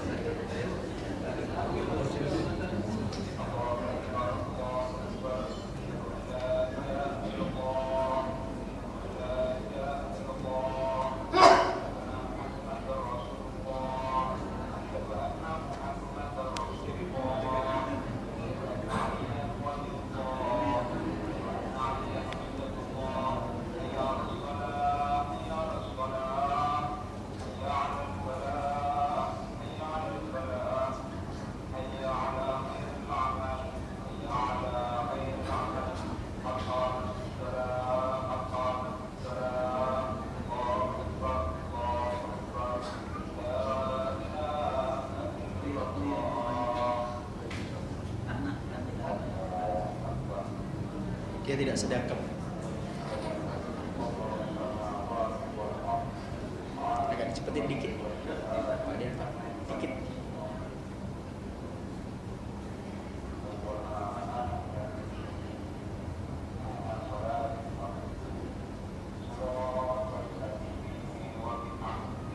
Ada tanah Karbala yang selalu mereka bawa. Tahu tanah Karbala?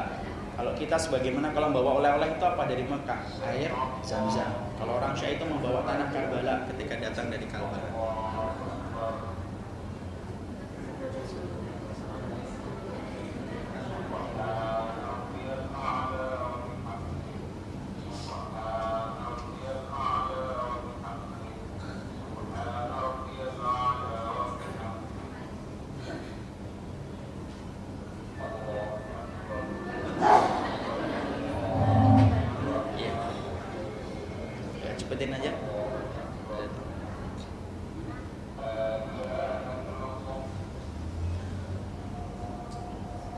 Itu tentang salatnya. Sekarang kita lihat data-data yang lainnya.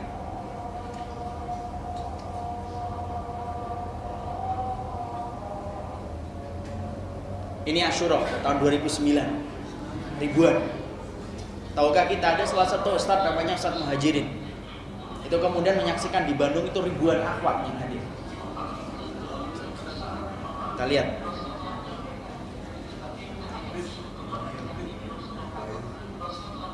Dia mengatakan Rasulullah itu takut. Kalimat kufur atau tidak itu? Kalimat kufur. Mengatakan Rasulullah takut itu tidak diucapkan kecuali dari orang munafik.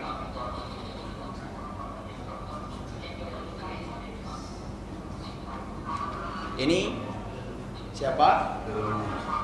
Jaludin Rahmat, dapil nomor 1 Jawa Barat. Dan dia adalah biangnya Syiah yang ada di Indonesia. Ini suaranya nggak jelas, agak dicepetin aja. Dia di sini menghujat Aisyah radhiyallahu anha.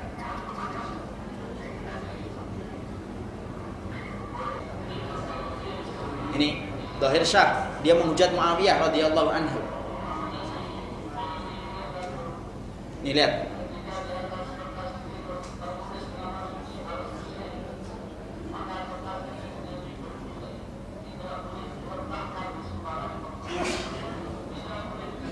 Dia katakan kertas itu tidak bernilai, tapi kalau ditulis Husain, maka nggak boleh disentuh kecuali wudu, nggak boleh diletakkan di semua tempat.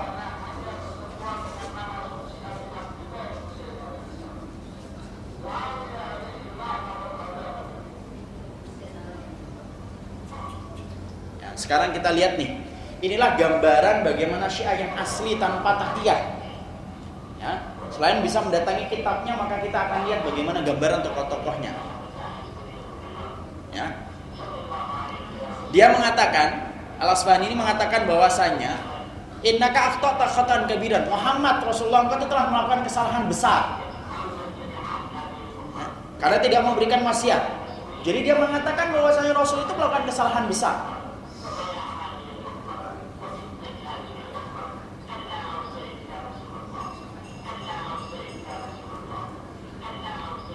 Jabir Al-Ghani. Mereka meyakini mushaf Fatimah itu merupakan mushaf yang mereka pegang. Jadi mushaf mereka itu nggak sama dengan mushaf kita. Mushaf kita adalah Utsmani, mereka Fatimah. Dan mereka menganggap bahwasanya mushaf kita itu penuh dengan kebohongan. Dan mushaf Fatimah itu mereka meyakini sampai hari ini masih turun.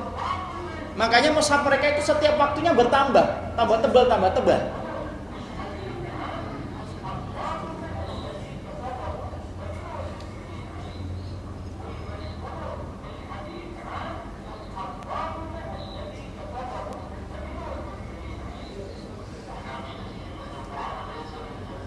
Ini dikatakan bahwasanya Syiah berkata,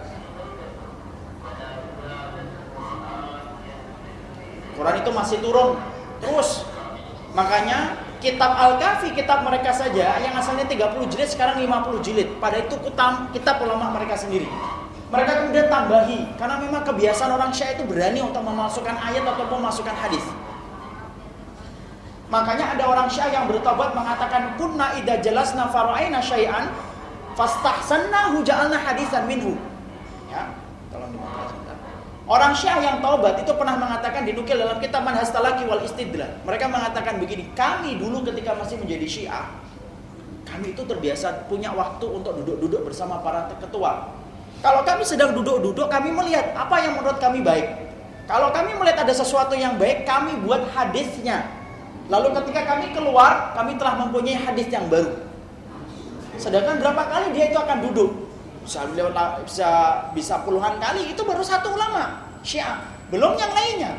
Kita bisa membayangkan bagaimana rusaknya hadis-hadis yang dibawa oleh orang Syiah. Bukan hanya itu, mereka mengatakan Quran ini yang kita bawa penuh dengan tahrif, penuh dengan penyelewengan. Mereka mengatakan Quran kamilah yang paling suci dan Quran ini yang masih turun.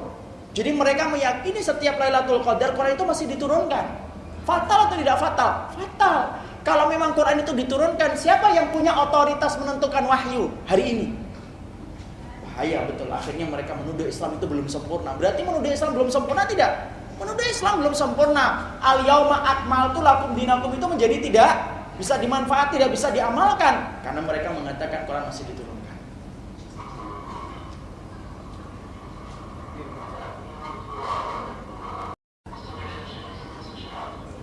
Ya, melaknat dan mengolok-olok Ummul Mukminin Aisyah.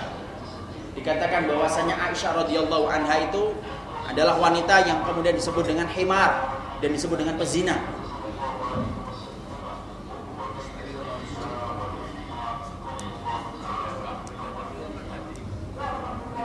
Ya, laknatullah alaiki ya Aisyah. Ini artinya. Kenapa mereka itu menembak Aisyah itu lebih sengit daripada mereka menembak istri-istri mereka yang lain, istri Rasulullah yang lain? Karena mereka betul-betul tahu yang banyak meriwayatkan hadis dari istrinya Rasulullah itu siapa? Aisyah.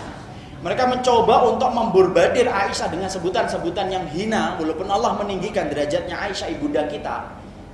Karena mereka takut bahwasanya kalau orang itu masih menganggap Aisyah itu adalah ibunda mereka, mereka akan mengambil hadis dari Aisyah.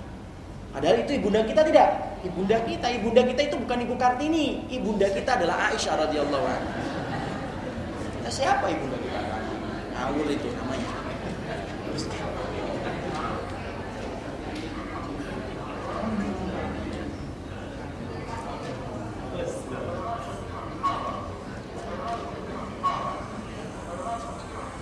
Kata-kata himar, Humairah itu yang kita ketahui apa? Kemerah-merahan.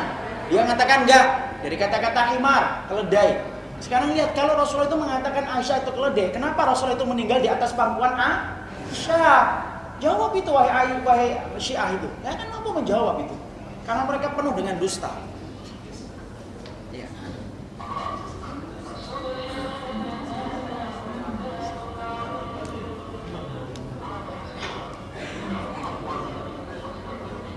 Lihat, Hasan Syahatai ini kemudian dia akhirnya meninggalnya dalam keadaan hina. Ya. Dia meninggal dalam keadaan hina. Dia kemudian di sini melaknat seluruh para sahabat. Dia akhirnya bermubahalah dengan salah satu ulama Ahlussunnah dan matinya di daerah Mesir ketika kemudian dikeroyok sama orang. Matinya dalam keadaan hancur. Ya. Jadi setelah kejadian mubahalah. Ya. Kita lihat.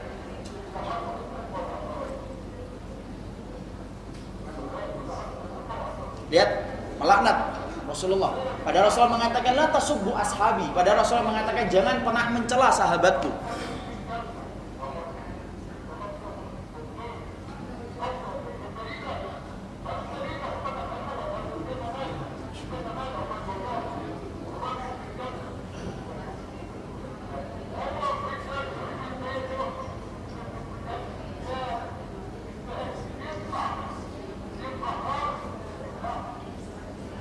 Jadi kalau kita mendengarkan kajian itu dari guru-guru mereka, langsung nampak bagaimana identitas aslinya Syiah.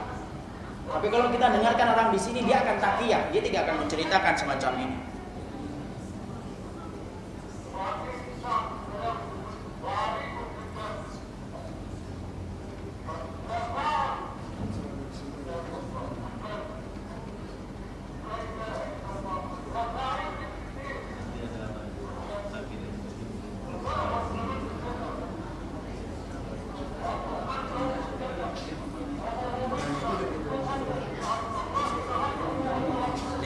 Allahumma anhum, dia ulang-ulang.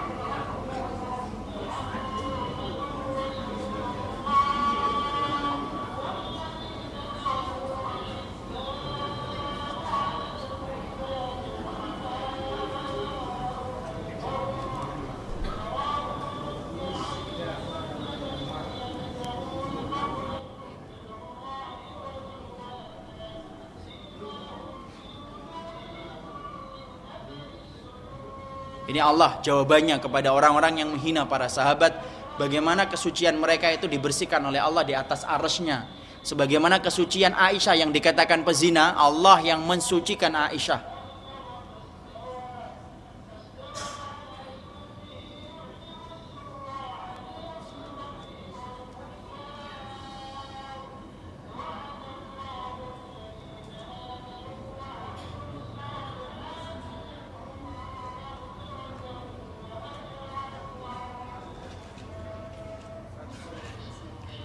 Ini tuduhan bahwasanya Aisyah telah berzina.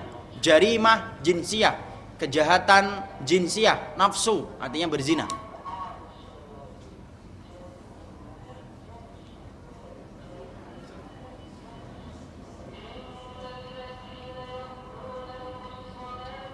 Padahal siapa yang pernah menuduh Aisyah itu berzina? Abdullah bin Ubay bin Salul. Dan kemudian Allah lalu kemudian sucikan sucikan Aisyah dengan menurunkan surat An-Nur.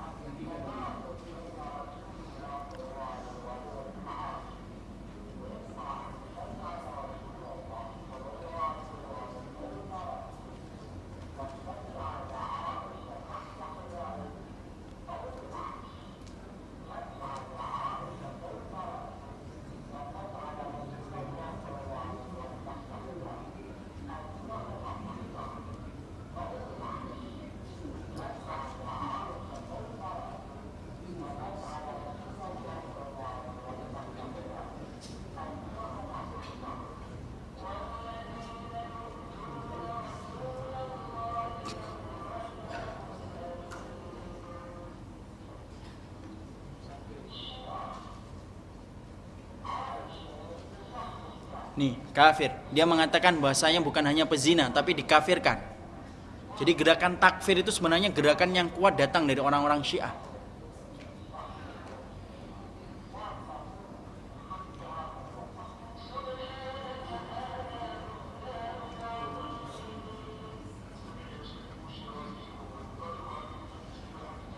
As-Sirazi, ulama Syiah ini memperbolehkan orang untuk kemudian menghalalkan dan membunuh kaum muslimin, dan itu dihalalkan oleh As-Sirazi.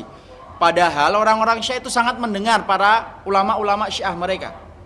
Sekarang kita lihat kejadian Suriah, kenapa sampai semacam itu dahsyatnya? Itu karena keyakinan mereka. Lihat,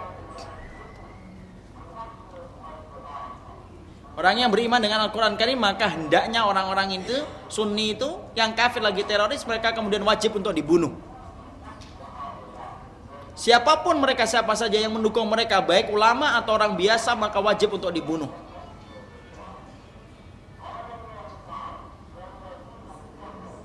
Jadi ternyata mereka itu membunuhnya itu tidak sebagaimana maling. Kalau maling itu membunuh menyesal. Tadi saya katakan, kalau orang-orang Syiah ketika mereka membunuh saudara-saudara Ahlussunnah, mereka tidak punya rasa kasihan karena mereka membunuh dengan keyakinan batil mereka.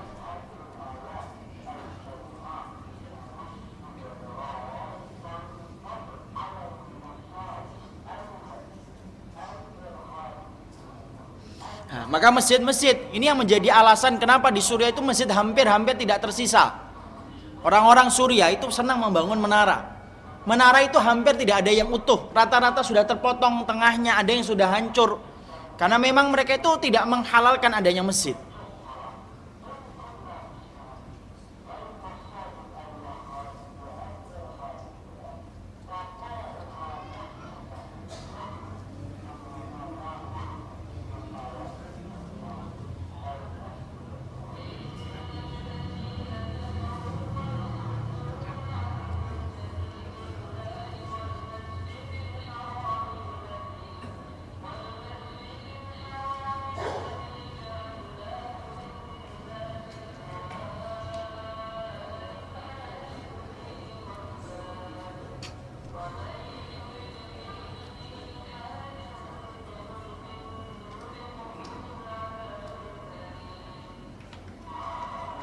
Ini sedang membacakan kisahnya Husain.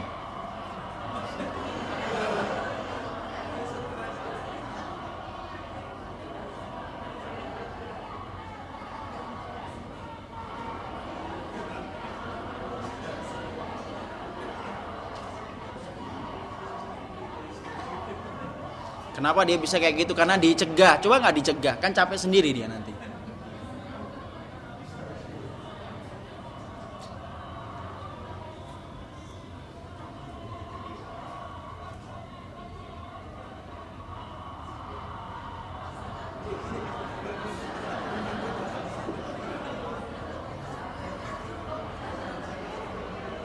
Husain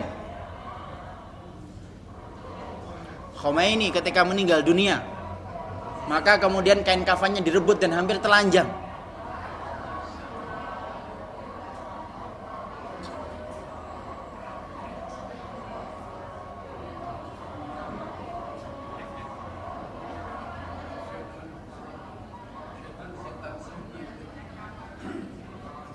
Ini Habib Zain Al-Kaf, salah satu dari perwakilan Rais Suriah di Jawa Timur. Beliau yang mengungkapkan bagaimana orang-orang NU di Jawa Timur itu digerogoti sama orang-orang Syiah. Kita lihat tanggapan dari pemimpinnya, orang-orang NU di sini. Bagaimana kekecewaan beliau sebagai anggota dari NU itu.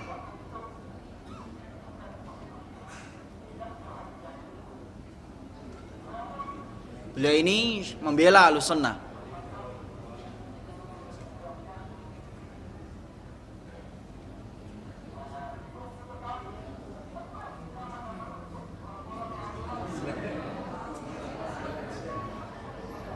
Saya Takil Siraj.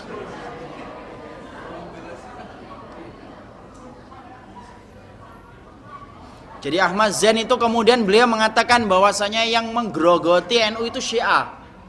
Kaimah itu kami sudah mati-matian ini kemudian di Jawa Timur, malah kami tidak mendapatkan dukungan. Itu yang ingin disampaikan sama beliau. Maka kejadian Sampang, jangan melihat kejadian Syiah itu hanya di Sampang. Kejadian di Jember itu ada ikhwan dari Ahlussunnah yang terbunuh tapi tidak diangkat media kan. Coba kita lihat di ILC ketika kemudian Syiah itu terangkat di media, mereka diberikan kesempatan durasi waktu yang lama untuk bicara. Tapi Grand Ahlussunnah yang bicara sebentar. Pernah ngelihat dialog antara Sunni dengan Syiah di Kompas TV? Itu bukan dialog Sunni dengan Syiah, itu dialog Sunni Syi'i. Kenapa? Semuanya itu Syiah. Yang Sunni itu cuma satu, dikepung dengan atas nama yang berbeda-beda. Atas nama lembaga lah, atas nama kemanusiaan. Bahkan yang sangat menggelikan adalah seorang Nasrani Romo siapa itu didatangkan. Apa hubungannya dia dalam masalah ini? Gak ada hubungannya.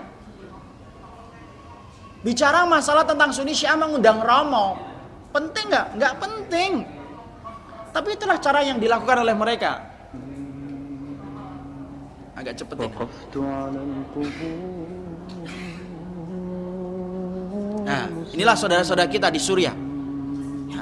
Jadi kejadian Suriah itu walaupun membawa kepedihan tetapi membawa hikmah yang besar supaya mata dunia dan kaum muslimin itu terbuka dan tahu bagaimana Syiah itu sebenarnya. Dunia Islam kembali berduka. Darah kaum muslimin tertumpah lagi.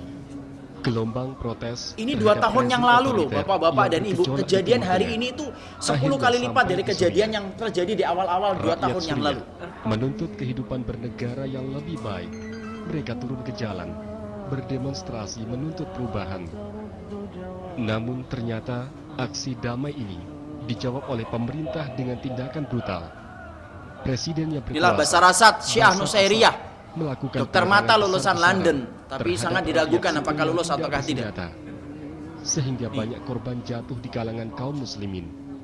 Mereka dibunuh secara kejam dan sporadis. Tercatat sejak 15 Maret 2011 hingga 22 Februari 2012, lebih dari 10.000 orang telah gugur sebagai syuhada. Dari sekian jumlah itu, Ini masih mending ada kain kafan. Kejadian Gauta habis Idul Fitri tidak didapatkan kain kafan. Adalah anak-anak. Terdapat pula sedikitnya 50.000 orang yang terluka.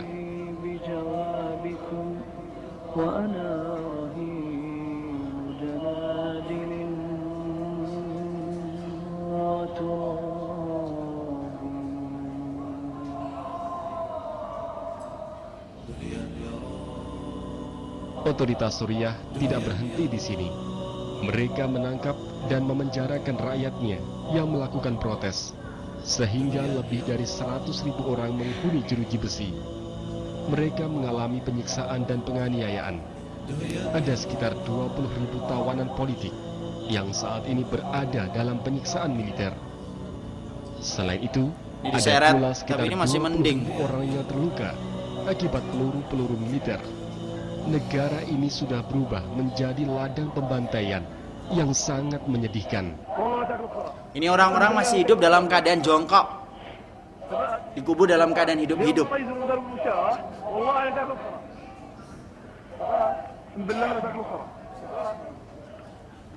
Jatuhin pasir.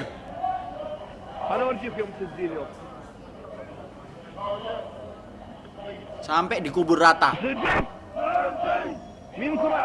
Masih hidup, mereka masih menutup mata.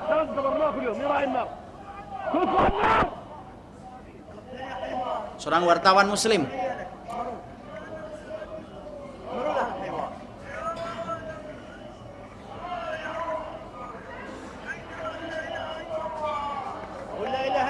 Lihat, dia mengatakan la ilaha illallah, kemudian tentara Suriah mengatakan la ilaha illallah Bashar Assad. Dipendam.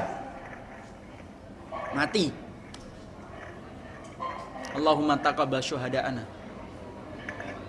Tidak mudah memang untuk mengetahui secara pasti berapa Sudah. jumlah korban akibat pembantaian rezim Assad.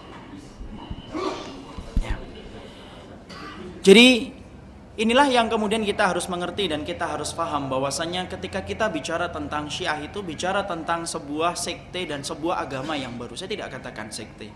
Karena sesungguhnya mu'taqadat atau persoalan-persoalan pokok antara kita dengan Syiah itu sangat berbeda. Keyakinan kita terhadap Quran berbeda dengan keyakinan Syiah terhadap Quran. Keyakinan kita terhadap hadis-hadis riwayat Bukhari itu pun ditolak oleh orang-orang Syiah. Bahkan keyakinan yang paling parah mereka adalah mempercayai 12 imam dengan keyakinan-keyakinan syiriknya mereka. Mengepung kita, ada di mana-mana.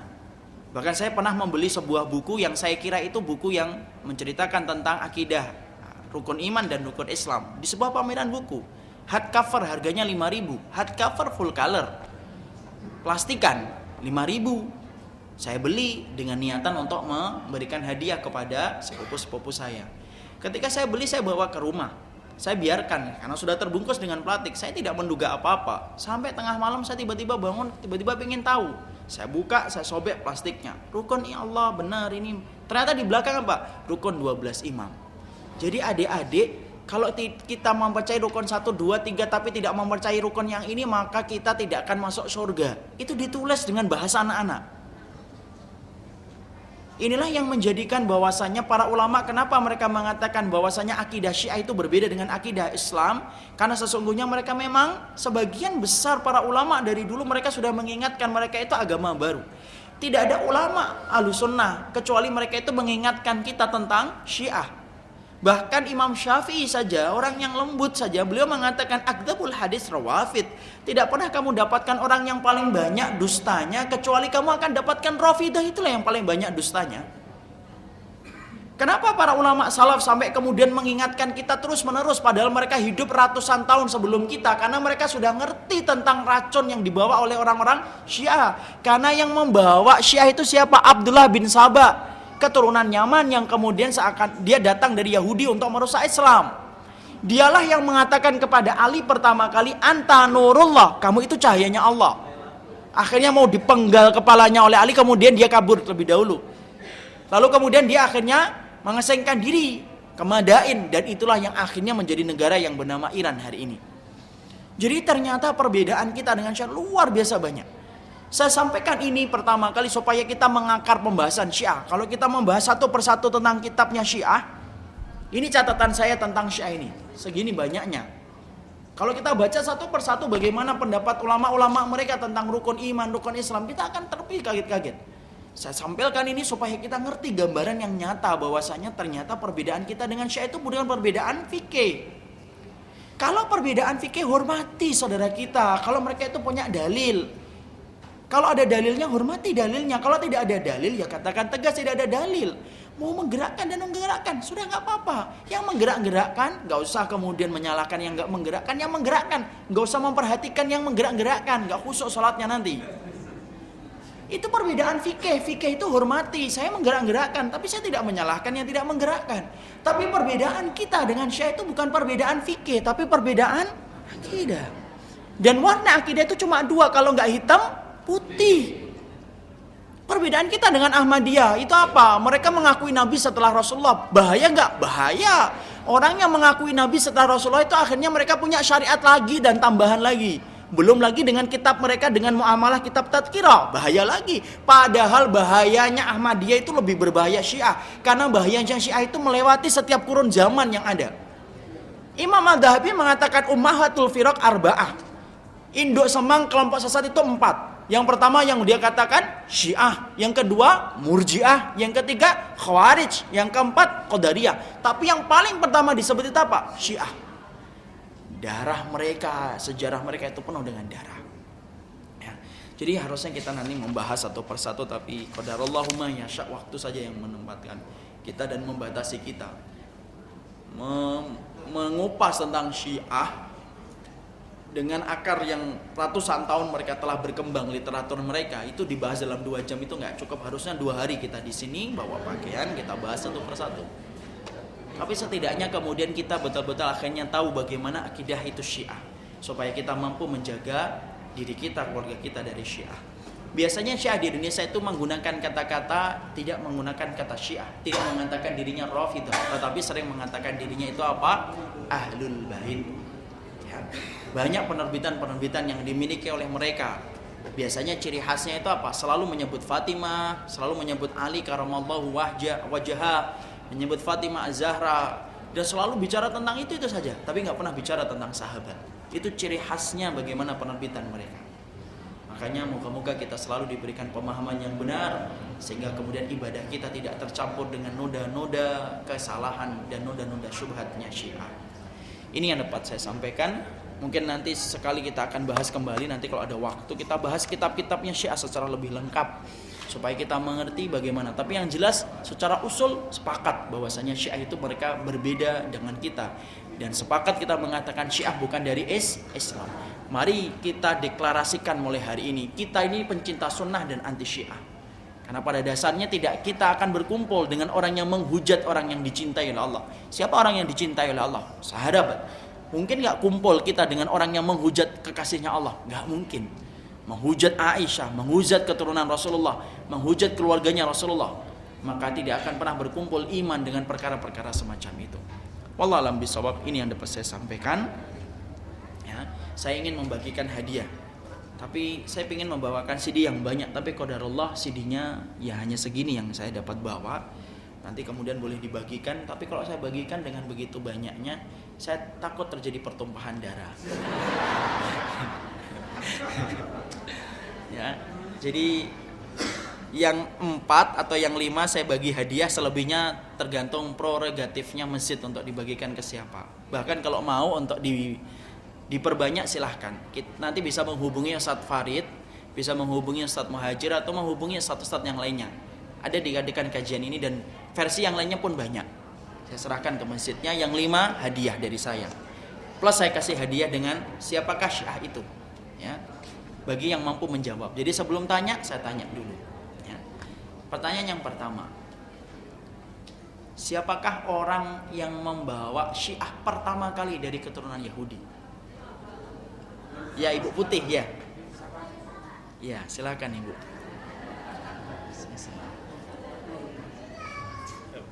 Gitu ya.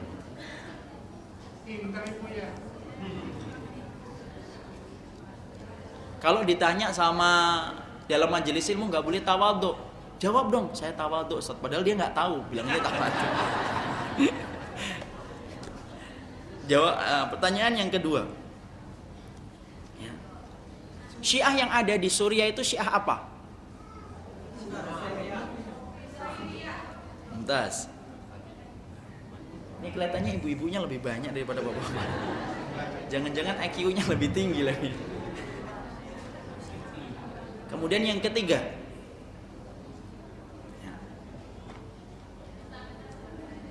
Peristiwa yang kemudian senantiasa diagung-agungkan oleh Syiah pada 10 Muharram, peristiwa apa namanya?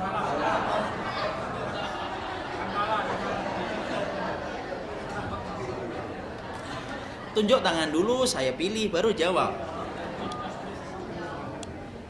Kemudian saya kasih 2. Saya kasih buku sama ini. Sebutkan induk semang kelompok sesat yang diterangkan oleh Imam Adz-Dzahabi. Tadi ada 4. Ya. Pertama Syiah, yang kedua Qadariyah, yang ketiga Khawarij, yang tidak ditunjuk, yang beriman kepada Allah dan hari akhir, tidak berkata apa-apa. Yang satu Syiah, Qadariyah, Khawarij. Syiah itu Rafidah, Murji'ah. Ya, enggak apa-apa. Ya, kasih. Ada bukunya. Terakhir, Bapak yang semoga dirahmati oleh Allah. Alasan pertama orang itu menjadi Syiah itu apa? Apa? Yang tidak ditunjuk jangan jawab. Barang siapa yang beriman kepada Allah dan hari akhir berkata yang baik atau diam. Yang ditunjuk yang ngomong. Jahil, ya. Ya, fadhol. Sudah, itu saja. Ini yang dapat kita sampaikan dalam pertemuan kali ini. Kita buka dengan pertanyaan, 2 pertanyaan, karena maksimal jam 10 saya harus pindah ke tempat yang lainnya. Tafadhol, apabila ada pertanyaan dari jamaah saya persilahkan. Pertama dan itu.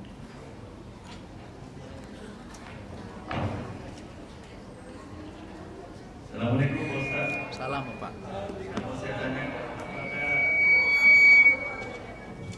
yang mengklaim Ahlul Bait itu semuanya itu masuk Syiah? Karena kalau yang kita lihat dalam pengajian-pengajian mereka itu, mereka tidak pernah menyebutkan para sahabat Rasulullah yang mereka besar-besar itu Ahlul Bait. Ahlul Bait dari Yaman. Iya. Kedua, apa kabar dari negara Saudi Arabia, sedangkan Iran begitu besar gitu Pak Ustaz?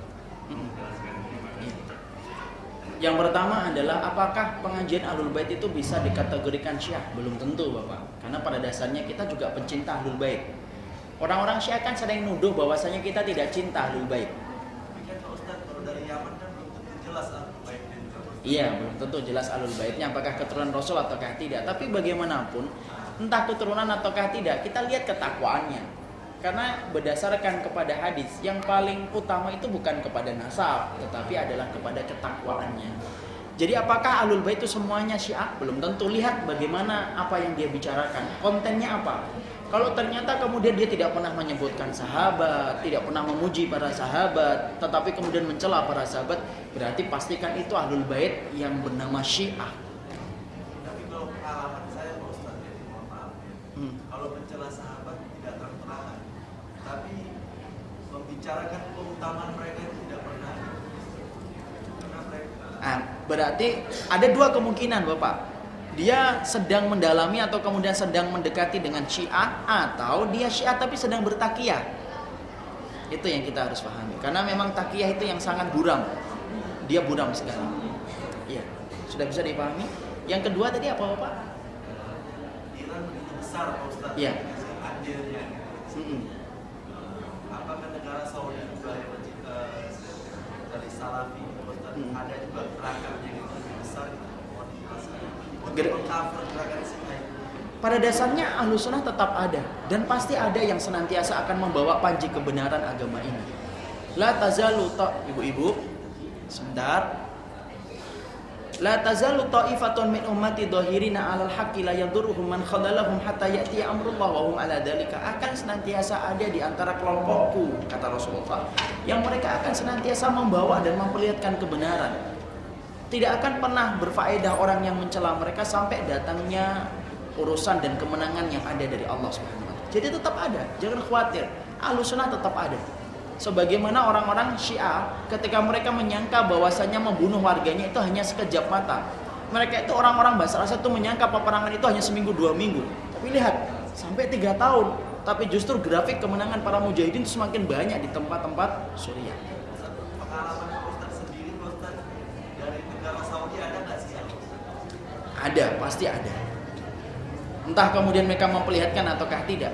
Di semua jengkal tanah Bapak pasti menyimpan orang yang soleh dan menyimpan sekaligus pula orang-orang yang fajir. Ya, terakhir.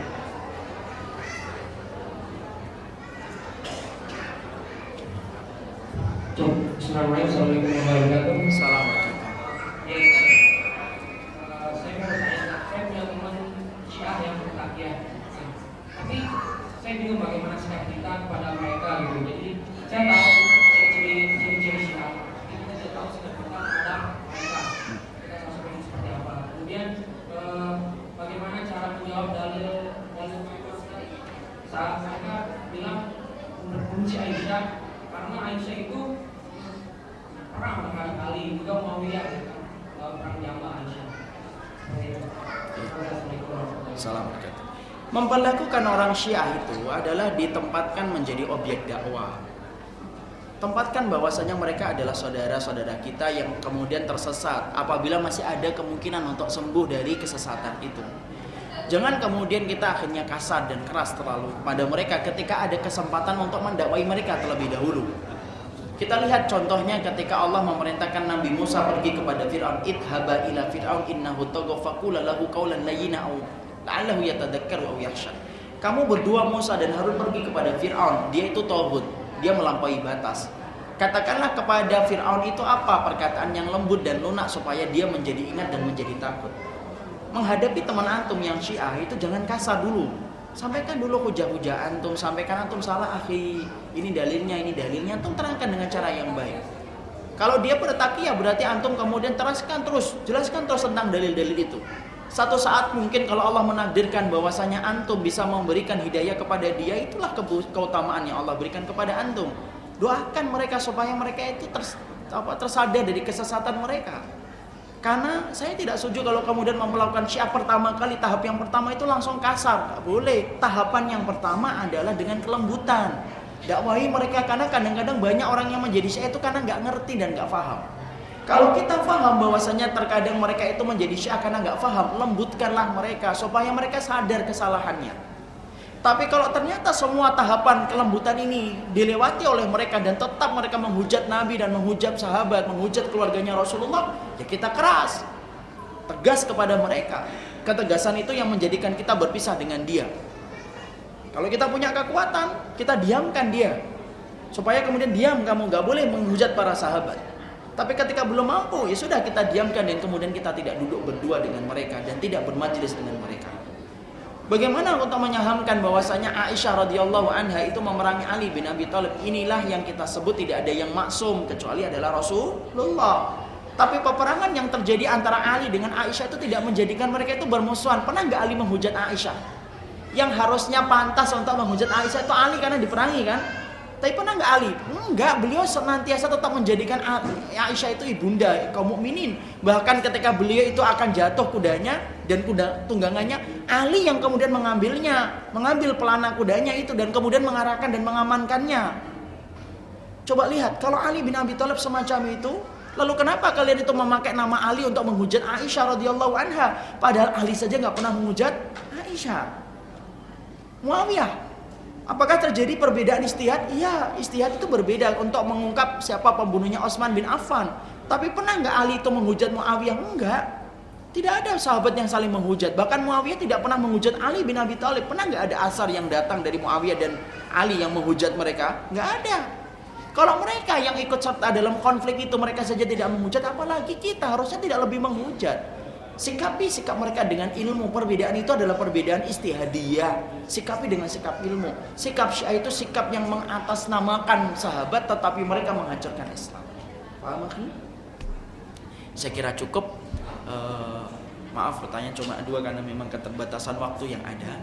Semoga Allah memberikan kepada kita petunjuk-petunjuk yang benar dalam ilmu kita. Berarti kita sepakat ya jamaah semuanya, cinta sunnah anti Syiah.